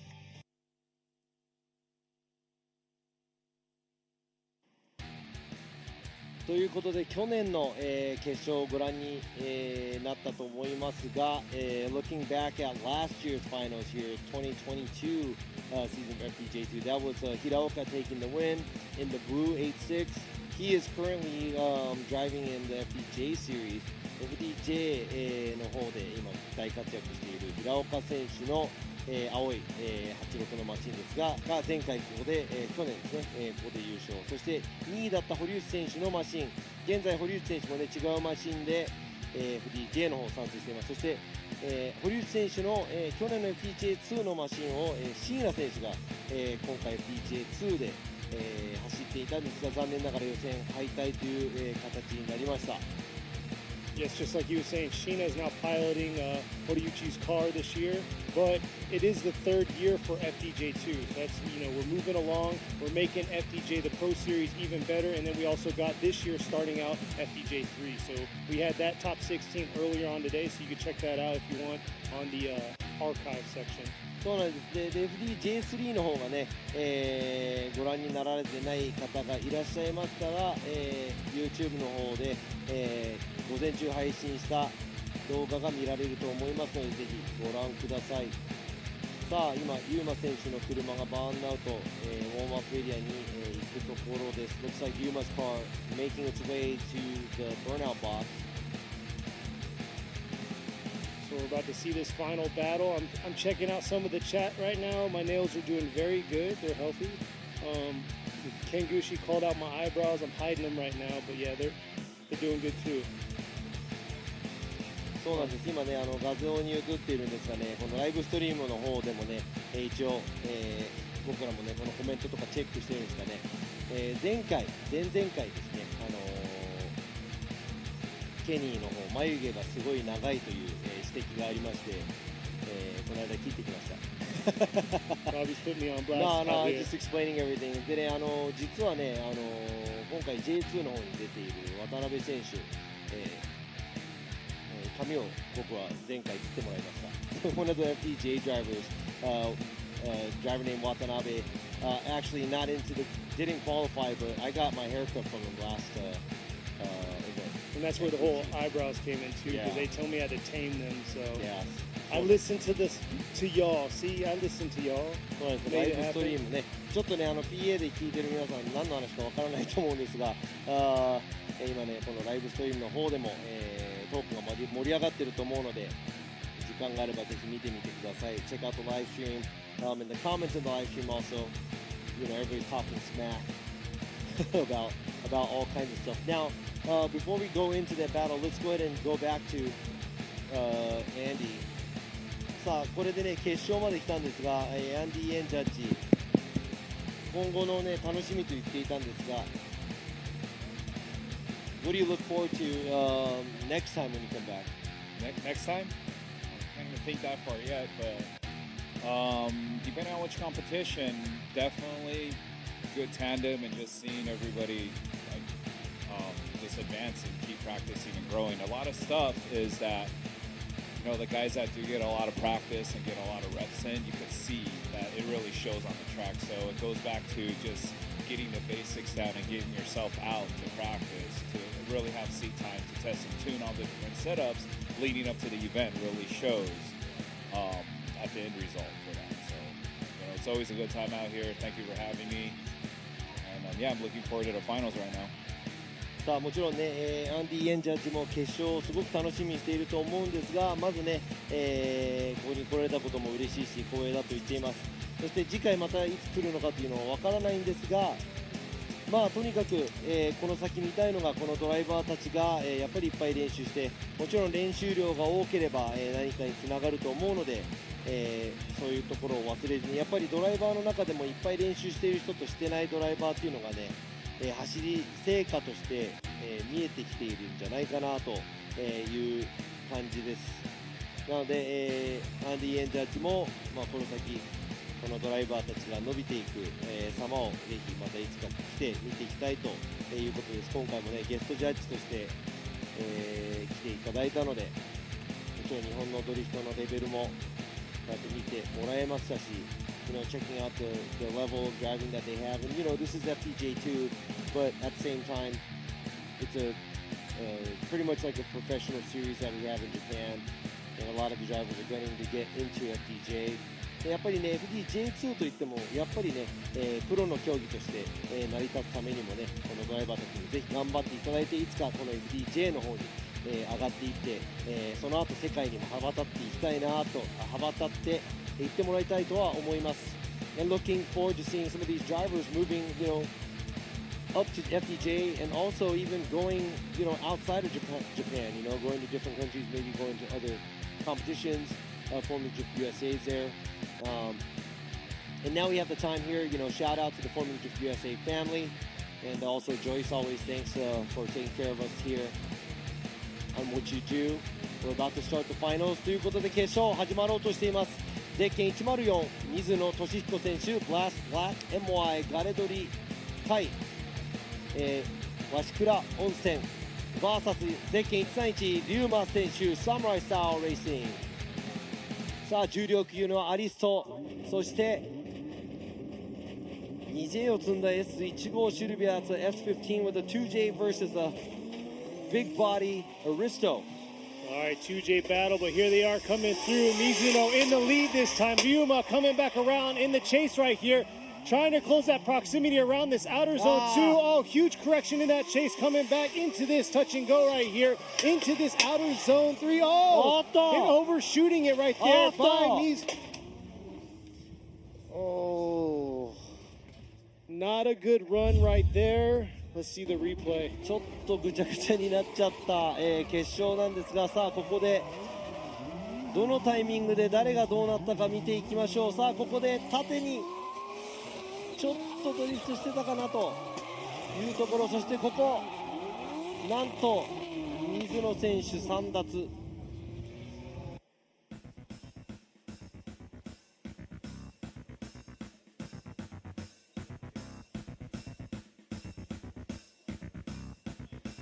ということで、これは多分後ろの車両戻り、そして、そのまま水野選手前を走ればいいだけだったのに、フィニッシュの前でコースアウト。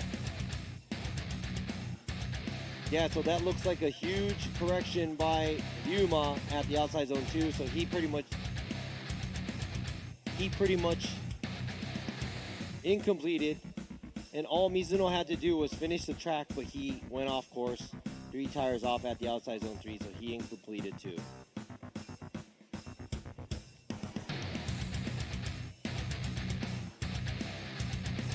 All right, this time around the tables are turned. Yuma's going to be in the lead, and Mizuno's going to be in the chase this time.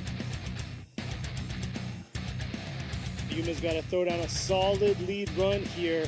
さあここで、先行はすごい走りを見せてもらいたいゼッケン131龍馬選手、そして後追いお互い後のないドライバーたち、ゼッケン104水野選手。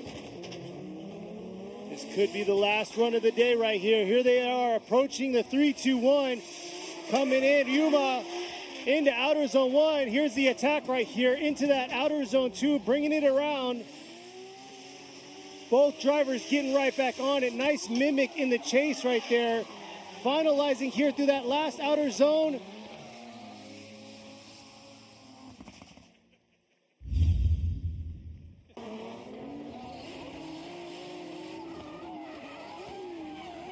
ということで、先ほどの走行は先行も後追いも、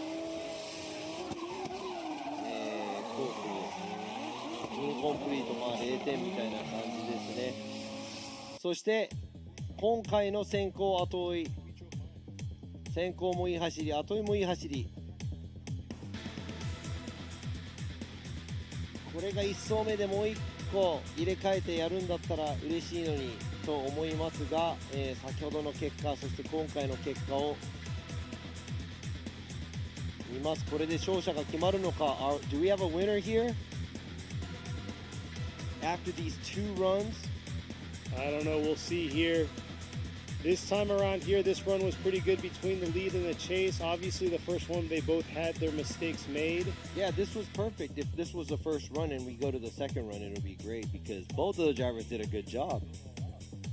さあ、これが出たということは Oh, we got a one more time. There you are. When we see this screen in the finals, it's going to be a one more time battle between these そう two なんです drivers.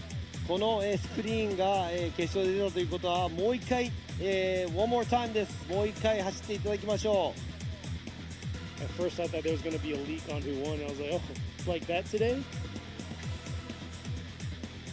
But there you are. We're going to see a one more time battle between these two.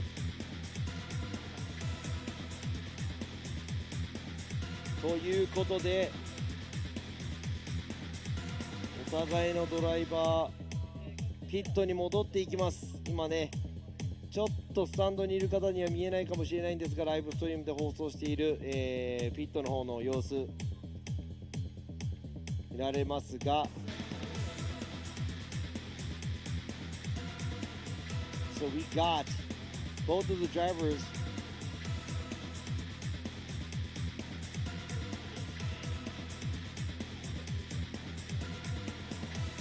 これは今早く水野選手もピットに戻してもらいたいですね。Yeah, I would like Ryuma's car to get out of the way so Mizuno can hurry up and get to the pits too because ですね。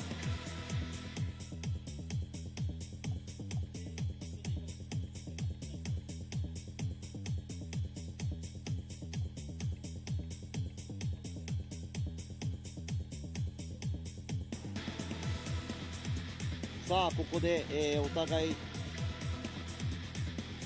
もし必要ならば給油、あとはタイヤ交換で、決勝戦もう一度戦ってもらいましょう。 Let's go ahead and see them battle it out again after the numerous mistakes that both the drivers had. お互いね、先行でも後追いでも、ミスを犯してしまった。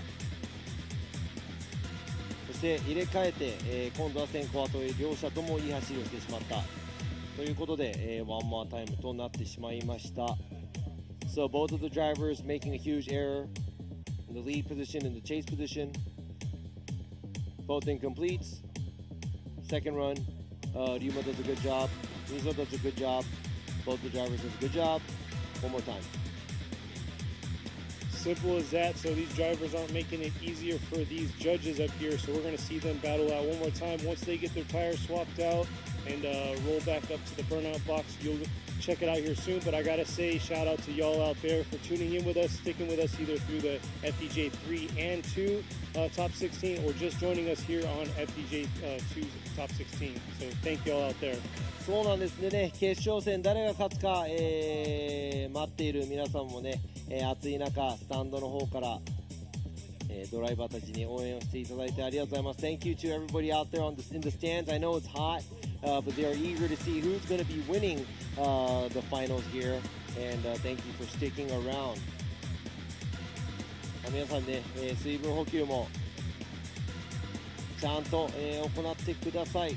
Make sure you stay hydrated because it is hot. It's very humid out here. So さあ現在、決勝のワンモアタイム車が並ぶのを、ちょっと待っている状態です。Currently we are waiting for the drivers to line back up to the start line. Yeah, to the start line. さあ皆さん、スタンドの皆さん映ってますよ。I was like, oh, you know, there it goes, you're right on there. camera. There. みんな、スタンドの皆さん、今ライブストリームに映像映ってます。Everybody in the stands, wave your hands, put your hands in the air. 暑いけどもうちょっとの辛抱です。あと1戦だけです。One more, While one we're more doing it. battle. Yeah, one more battle.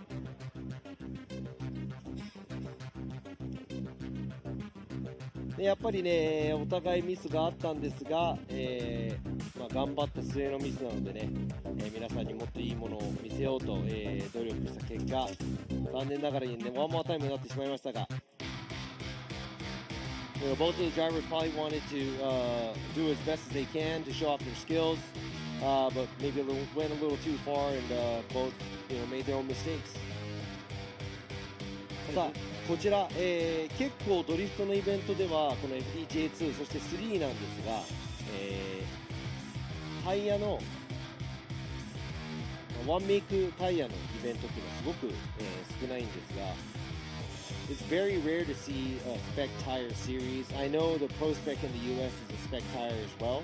アメリカの US でもですね、プロスペックとして FDJ2 と同じカテゴリーなんですが、そちらも、ワンメイクタイヤ。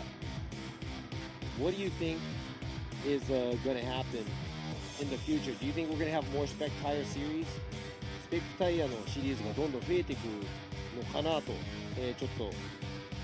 What I like about this with the Spec Tire series, they're all on a fair playing field, and it all comes down to how the drivers are driving and how they manipulate or tune their cars and set their cars up for the tracks that they're going to be at. So it's definitely cool because it's building them up for the pros because it's going to take more than just tires. It's going to take everything, the full package. So it's building them up to get to that pros position. そうなんです。やっぱりね、ワンメイクタイヤっていうのはね、すごくいい経験だと思います。なぜなら、本当に車のセットアップ、ドライバーの腕、チーム力が、勝利の鍵となると思うので、その上のカテゴリーですね、やっぱり FDJ2 に行きますと、タイヤの選択が増えます。しかし、タイヤの選択だけで、勝負に出るのではなく、やっぱりチーム力で、勝負に出てもらいたいと、思っているので、やっぱり FDJ3、そして J2 でワンメイクタイヤに、なるのはすごいいいことだと思います。さあ上空から、今ですねコース上ドローンの映像が、画像に流れています。そしてこれねピットの上の方です。This is a drone footage flying over the pits right here. We have the FDJ2 drivers out here, and down there where there's usually the くるくるland. くるくるランドの方は、FDJ3 の、ピットですね、午前中に戦いを終えたドライバーたちのピットが並べられています。These drivers are done driving from this morning. They're all just chilling to see who's going to be taking the top spot in the FDJ2. Yeah, exactly. Hats off to Ebisu Circuit. If you haven't been here, most of y'all probably know this place. It's like the drift mecca, the playgrounds for drifting here in Japan. Multiple courses. They do mod cities every season. It's 24-hour, I believe, drifting for 2 days straight. So yeah, definitely look them up. If you're in the area or you want to do some drifting, come on out here. そうなんです。エビスサークね、今回初めてっていう方もいらっしゃると思うんですが、僕もそうですし、今村ジャッジも、若い時からこの、ね、ドリフトの練習など大会とかでね、こう走りにしているので、日本でドリフトイコール、海外でもドリフトイコールエビスサーキットっていうぐらい、有名な場所だと思うんですが、そうですね、思い入れありますかやっぱり？いや結構南コースとか走り込んだし、若い頃はよくナビちゃんたちと南コースでわちゃわちゃした覚えはありますよね。たくさんわちゃわちゃしてね遊んだ覚えはあります。いや本当にねちょっとね年がバレてしまいますがwe sound like old men, but like Imamura saying he's been coming to Ebisu. He remembers going to Minami, like seeing us, being able to go and hang and drive with us. And we used to all go and just kind of have a good time out there, you know. 恵比寿南今ねちょっとダートコースみたいになってるんですが、その他のコースいっぱいあって、でこの西のコースもやっぱりね、ちょっと雪崩があってコースの変更して、バンクができてとか、いろんな進化をしていると思うんで、ここの西コースなんか特にいろいろなレイアウトができたり、こういろいろなレイアウトでこう考えることができるので、非常にこうレパートリーがあるから楽しそうですけどね。いや本当そうですよね。いやこれはヒントとなってしまうかもしれないんですが、西コースもねどんどん進化しているので、僕らもねコースの作り方を考えなきゃいけないかなと、ねちょっと思いますが、like Imamura said too, right now, Minami is pretty much like almost like a dirt course. There you go. 画像にも南コースが映ってますが、it's almost like a dirt track, I believe. And yeah, Nishi also, they had the landslide and the track has changed. And there's many different layouts we can enjoy here. And this might be a hint because we may be changing things up in the future for here in this round. So you never know.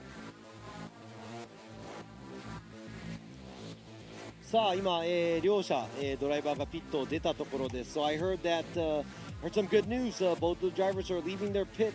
Now they're going to go into the burnout box. ということでバーンアウトエリアに、両者向かっているということで、今度こそ、白黒決着をつけてもらいたいと思います。Looking forward to seeing which one's going to win this next battle, and hopefully we will have a winner for this battle.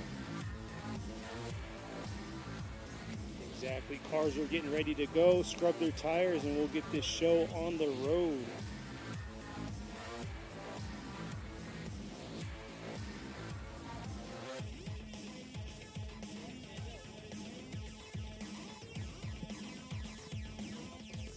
Sa, 車両がウォームアップエリアに入っていきました。The cars are in the burnout box.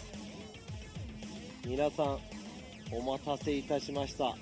今度こそ、決着つくと思います。I think there's going to be a winner next time. I hope there's going to be a winner next time. So let's see here. But yes, we finally made it. This is going to be it. Hopefully the final run that we're going to see, final battle here at round 2 of the 2023 Yokohama Tire Presents Formula Drift Japan FDJ2 Series. That's round 2. We've already gone round 2. It's been 9 weeks since our first round. We're here at Ebisu Circuit West Course, Fukushima Prefecture, and we've had beautiful weather all weekend long. そうなんです。前回の FDJ2 ラウンドから9週間、経ちましたが、ここ、FDJ2 ラウンド2、恵比寿サーキット、今週末は本当にね、天気にも恵まれて、もう超ラッキーな、思いですが、いよいよそのラウンドのファイナルが、この2台、Finally here for the final. さあ、今度こそ皆さんお待たせいたしました。この2台で、決勝走っていただきましょう。先行はゼッケン104水野俊彦選手、ブラスラック MY ガレドリ海鷲倉温泉 VS ゼッケン131龍馬選手サムライスタイルレーシング。さあ、重量級のアリスト対 2J を積んだ S15 S15 with a 2J versus a big body Aristo. And here they are, coming into outer zone 1. Nice job there. Nice chase there, swinging it back around into the outer zone 2. He's got to hang on to that proximity to him, leaving that outer zone 2, bringing it through this touch and go. Mizuno doing his thing in the lead this time, holding on. さあ、細かいミスはありましたが、お互い走り切りました。Both of the drivers making small mistakes, but both of the drivers finishing the track. さあ、ここで龍馬選手がアウトゾーン1から2に行くところ、少し近づきすぎてアウトゾーン2の部分離れてしまいましたが、お互いなかなかの走りではないでしょうか。水野選手も先行でいいラインを取れていると思います。さあ、こちらドローンの映像、ここでアウトゾーン1過ぎたあたり少し急接近しました龍馬選手の車体。それに動じず水野選手は淡々と前を走るのみです。お互いフィニッシュラインを越して、ドリフト状態を保てました。Both the drivers be able to drift through the finish line. Looking at Ryuma's car getting super close to Mizuno's car after the outside zone 1, but after the outside zone 2 he does get left a little bit because of the slowdown he had when he got a little too close to Mizuno after the outside zone 1. さあ、果たしてこの後勝者が生まれるのか。 Is there going to be a winner after this next run? 次は龍馬選手先行、そして水野選手が後追いです。さあ皆さん、決勝2本目 Second run of the finals. Let's see if おっと、これはフライングかな。フライングですね。龍馬 jumps the light.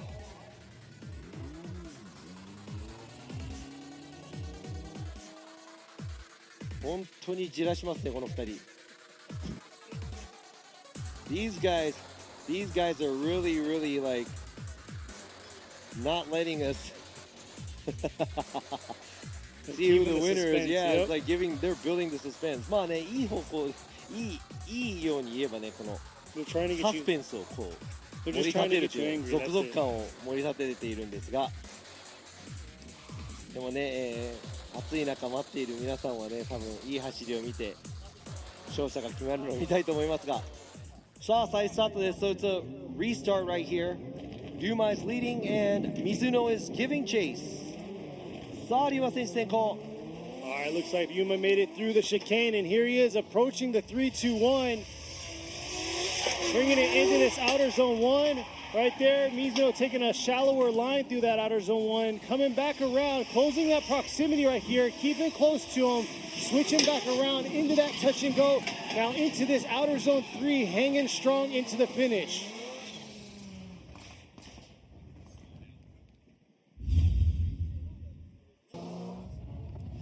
ちょっとこのストレートでリューマ選手アクセルを抜いたのかレースがちょっとおかしくなってしまいましたが、ここで、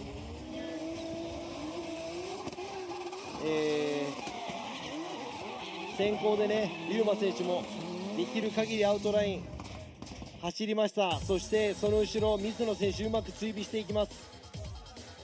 全体的にさっきのリューマ選手の後追いより水野選手の後追いのがちょっと近距離のアベレージがいい気がしないでもないです。今度は先行も見ていきたいと思います。Gotta check both the leads and the chase runs by both those drivers. Now looks like Yuma way on the outside, but Mizuno giving good chase, getting closer than Yuma, and the average space in between the cars looks like it's a little bit better on the chase by Mizuno. And Yuma on the straight, I don't even know what happened on the straight, but I think we have a verdict. なんとここでまたあの画面が出てしまうのか。 Are we going to get that screen again? Or do we have a winner? We'll see here. I mean, you probably know better than I do. So here they are, the last part of it right here. The replay. Yuma bringing it in through the touch and go.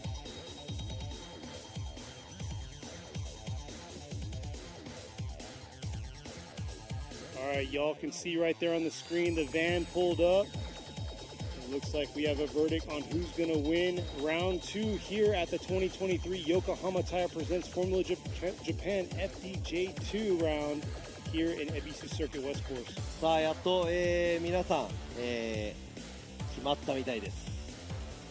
決勝勝ったのはまだですねもうsaid it、決まったのでね、ドライバーのトップ3のドライバー3名こちらにちょっと集まっていただきましょう。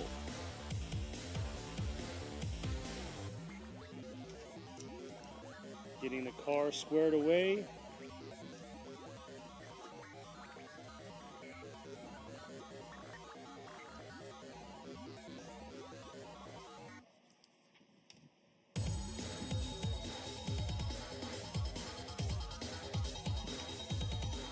今スタートラインの方に、表彰台3名のドライバーが、こちらに向かおうとしています。今日ね、お互いまずはリューマ選手ワンモアタイムの末ザマケン選手に勝ちラバー博士にも勝ちそして野村選手にもなんと準決勝で勝利し決勝までやってまいりました。そして反対の山水野選手2位通過で、なんとか星選手に勝ち池本選手にも勝ちそして準決勝では浜田選手にも、勝ちました。ここで決勝戦龍馬選手対水野選手という、カードとなりました。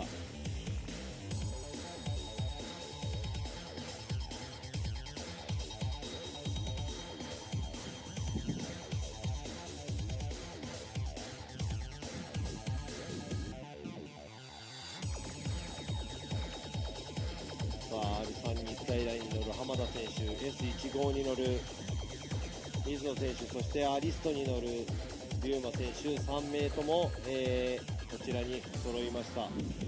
All three drivers, Samato driving the R32,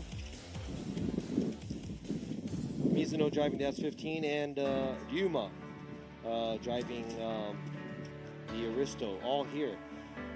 さあ皆様お待たせしました、表彰台に乗るこの3名のドライバー、もう皆さんお分かりでしょうが、まず第3位から、アナウンスしていきたいと思います。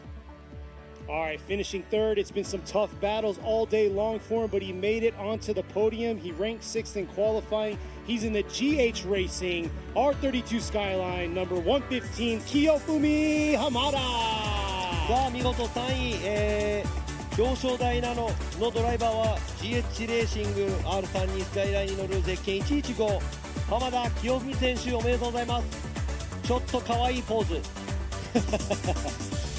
that was a very girly pose of him, but very happy and excited. Yes. そうですね、楽しんでもらえたと思います。さあ先ほどワンモアタイムの末、この決勝戦見事勝ったドライバー、さあ2023年横浜タイヤプレゼンツフォーミュラドリフトジャパン FDJ2 ラウンド2、この恵比寿サーキット見事優勝に輝いたドライバー、 The winner of this round, driving the Blast Black M&Y ガレドリ鷲倉温泉 S15 Sylvia car number 104、Toshihiko Mizuno gets the win。 おめでとうございます。水野俊彦選手、見事、この恵比寿ラウンド優勝に輝きました。おめでとうございます。そして、惜しくもワンモアタイムの末2位になったドライバー、 And getting second here, fighting through all the turmoil that he went through throughout these battles. He was sitting 5th in qualify. It's going to be in the Samurai Style Racing JZS 161 Aristo, number 131, Yuma. おめでとうございます。ユーマ選手、若いドライバー、今回ラウンド2でこの大きい車体のアリスト見事、2位入賞というところです。 So that's it here. Yuma takes second, Mizuno takes first, and let's go ahead and ask Mizuno how he feels right now. さあ、水野選手見事今回ラウンド2ですが、優勝できました。そして今の心境お願いします。はい、まず非常にもう嬉しくてたまらないです。開幕戦で本当に優勝する気でいってがっつり予選落ちして、ここ恵比寿で絶対勝つと思ってこの2か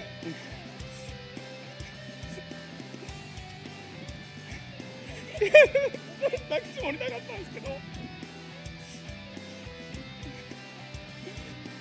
本当に勝ちたくて、スポンサーの人とかにすごい世話になって、なんとか走らせてもらって、ここ恵比寿で勝ててすごい嬉しいです。ありがとうございました。いや本当にね、涙が物語っていると思いますが、本当にそのね、勝ちたいという気持ち、ここまで伝わっております。そしてね、見ている皆さんも伝わっていますが、お父さんドライバーとしても今日父の日なので、家族の方からも、祝っていただければなと思います。本当に、水野選手おめでとうございます。So he missed round 1, didn't qualify, and he wanted to win really bad, and now he's really happy he was able to win here at Ebisu, and that's why he came here, just to win. And he didn't mean to start crying, but everything just came up and the emotions came through, and he's able to win, and he's just super happy about that. He's really happy and glad that his sponsors helped him out, and he wants to thank everybody. ということで、今ねやっぱり、若いドライバーのこの龍馬選手もね、堂々の2位だと思うんですが、今回ちょっとやっぱり危ないというところ、通ってきましたが、なんとか、それを乗り越えて、決勝戦まで勝ち上がってきました。今の心境をお願いします。本当に危なかったんですけど、ここまで来れたのはもうとりあえず本当に嬉しいです。で、ここまで来れたのはもうここに貼ってあるスポンサーの皆様だったり、お父さんお母さんだったり、関係者の皆さんのおかげでここに入れると思うので、また次のラウンドからも頑張っていきたいと思います。ありがとうございました。おめでとうございますね。堂々の2位なので、こちらも龍馬選手ね、お父さんがピットにいるので、今日お父さん父の日なので、ぜひお祝いしてあげてください。So he said, you know, he came close a few times today, but he's really happy to be able to make it all the way out here, and he'd like to thank everybody here, pointing at his car, showing off all of his sponsors, and also his father and mother supporting him. Yeah, they've evolved into something great, and he's looking forward to going to the next round, and he's looking forward to the future. ということですね。さあ今回はね、惜しくも、もちろんね表彰台なので嬉しいとは思うんですが、優勝した水野選手に惜しくも、負けてしまいましたが、見事3位表彰台の浜田選手、今の心境はどんな感じでしょう。皆さんありがとうございました。3位という結果なんですけど、今年の目標が見せる走りということで、見せれたかなっていうのがあると思うんですけど、実は単走2本目の走りをずっと目指してて、あれで決まればもっと盛り上がったかなみたいな。あとはもうお客さんいてのドリフトだと思うんで、僕はもうこの先も見せる走りでいきたいと思います。ありがとうございます。いや、ありがとうございます。いや、見せる走りをね、どんどん見せてくれてるのは本当に、ありがたいです。これをね見に来ているお客様も多分いっぱいいますし、ライブストリームを見ている人たちもいっぱいいると思うので。So he'd like to thank everybody, and you know, being third, it's great, and he just wanted to come to show off his skills and do something great, to be able to do good runs, and that's what he was going for his second qualifying run. He wasn't able to pull it off, but if he was able to pull it off, he said it would have been great. So he said from now on, he's not going to go for the win. He's just going to go full on to show off to his skills to everybody. ということで、浜田選手もお父さんなので今日は、父の日おめでとうございます。ということでね、さっき言いましたよ、聞いてなかっただけです。水野選手、もうね、もちろんお父さんドライバーなので皆さん、おめでとうございます。ということで、この3名のドライバーが今回、ラウンド2、FDJ2 ラウンド2の、表彰台のドライバーです。So happy Father's Day to two of the drivers, and also Ryuma's father. He must be a proud dad, but congratulations to them and happy Father's Day. These are your 3 podium drivers here at the 2023 Yokohama Tire Presents Formula Drift Japan FDJ2 Round 2 Ebisu Circuit 2023年横浜タイヤプレゼンツフォーミュラードリフトジャパン FDJ2 ラウンド2のエビスサーキットの、3名。またね、これが心に残る、ラウンドになるでしょう。そしてこの先も、いっぱいラウンドがありますが、振り返って What did you think about today? Like I said, a lot of upsets, but look at the turning events. Beautiful car sitting in front of us, big body right there. You got the traditional, or not traditional, the legendary R32 Skyline S15s, classical cars. But yeah, overall, it was an awesome event, amazing weather. But thank you all for sticking with us. そうなんです。ケニーはね、大どんでん返しがあり、そしてね、この、3名のドライバー、美しい車がね、この、レジェンドの車、この32スカイラインだったり、1号、シルビアだったりが、こうやって並んでいる中、すごい最高なラウンドだなと思います。そして天候には、全然僕ら裏切られてないので、すごく良かったなと思います。さあ続いては、アンディ・エンジャッジにも、アメリカからせっかくご紹介したので、ちょっと今日の感想を聞いてみたいと思います。How was it today? Just overall. Overall, it was great. First of all, it's just again, thank you for having me back here. And it's awesome to see four-door big body cars again. It looks completely different. But no, the competition was good. In the beginning, of course, everybody was getting feel of the track. And all their setups are dialing it in. And I want to say definitely nerves probably got to some of the best of them. But we also wanted to touch back on some of the runs that could have been executed or finished off the bat right away. But some of them are still trying to get away in the lead car position. You can see them shallowing up, kind of just not as aggressive as they look during qualifying. So, really want to dial that back down and just focus on a solid run and just put on a good show for everybody that came out here. ということでね、アンディも、ここに来れたのも嬉しいし、ありがとうという、ことで、今日は本当に良かったよねみたいな、4ドアの車もやっぱいいよねみたいな感じで言ってるんですが、本当に今回、いいラウンドだなと思います。そしてコースに慣れていってどんどんセッティングを煮詰めていくドライバーたち、そして多くのドライバーは多分まだね緊張に落ち潰されながら、ミスを犯したりとかもしていると思うので、そこら辺ももっといっぱい練習をしながらいいものを皆さんに見せられるようにしてもらいたいと思います。あとはやっぱり追走になってくると、単走とはちょっと違って先行がやっぱりまだちょっと逃げようとしている部分があるんじゃないかなと思っているので、この先も皆さんね先行走るときは堂々と、予選の走りを、できるように前でやっていただいて、もっとアグレッシブな走りをしてレベルアップにつなげていってもらいたいということです。そして最後に、今村陽一ジャッジ、一言今日振り返ってどうでしょう。2日間ともFDJ2、FDJ3 の選手が、非常にこうイベントを盛り上げようとねしていい走りのがたくさんあってよかったなっていうのがまず第一印象ですね。はい。So looking at the 2 days, the J2 and the J3 series, he saw the drivers, they made an effort to make the event better by doing great runs, and they were making some impressive runs. ぜひこうやって熱い走りをどんどんしてお客さんをね楽しませてくれればまたねいい方向に行くんではないかなというふうに思います。そうですよね。He would like to see more of this exciting driving and impressive driving. To impress all you guys out there, spectators, and also the live stream, watching the live stream, to make you guys happy, to fulfill what you want to see, through driving. 個人的には最後アンディと久しぶりに審査ができて楽しかったです。So personally, he's happy because he is able to judge with Andy, because it's been a while. It's been about 4 years. 4年ぐらい経っているので。ということでですね、今回も長々と皆さんありがとうございます。で、お越しの皆さんもね、お気をつけてお帰りください。Everybody out there watching the live stream and also made it out here, make sure you drive home safe. ライブストリームを見ている皆様ありがとうございました。そしてこちら、次のスケジュールです。FDJ2 ラウンド3スポーツランドスゴ、7月21と22。そして、FDJ ラウンド4が、スポーツランドすぐ同じですね。1と2、同時週末開催7月22、23。そして FDJ2、そして J3 のラウンド奥伊吹モーターパークで、同時開催8月26、27となります。Those are the dates of the FDJ 1 and 2, which is going to be July 21st to 23rd. At Sportsland Sugo, and for the FDJ2 J3 round that we have next is going to be in August 26th to August 27th at Okubuki Motor Park. But also next week we have Formula Drift US. Robbie will be there, so go check him out, go say what's up, or join him on the live stream, check them out, and give them some love also. そうなんですね。今週末終わってから来週、フォーミュラドリフト USA ニュージャージーがあるので、それも、ライブストリームでぜひご覧ください。ということで、ケニーもありがとうございました。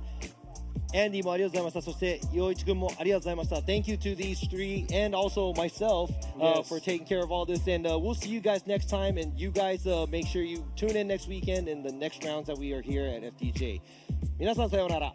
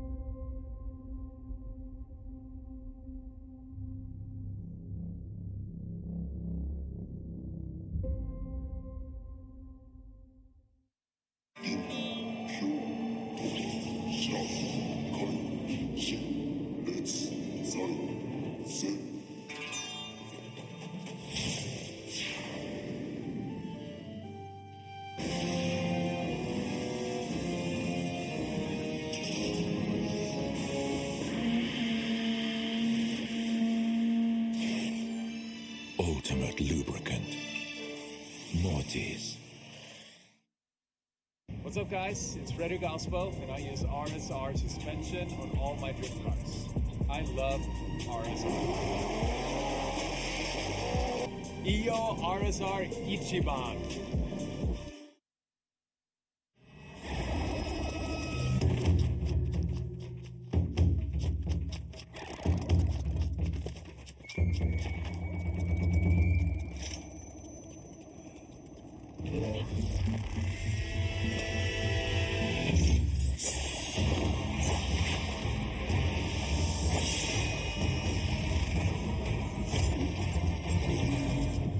Made in Japan. Breed.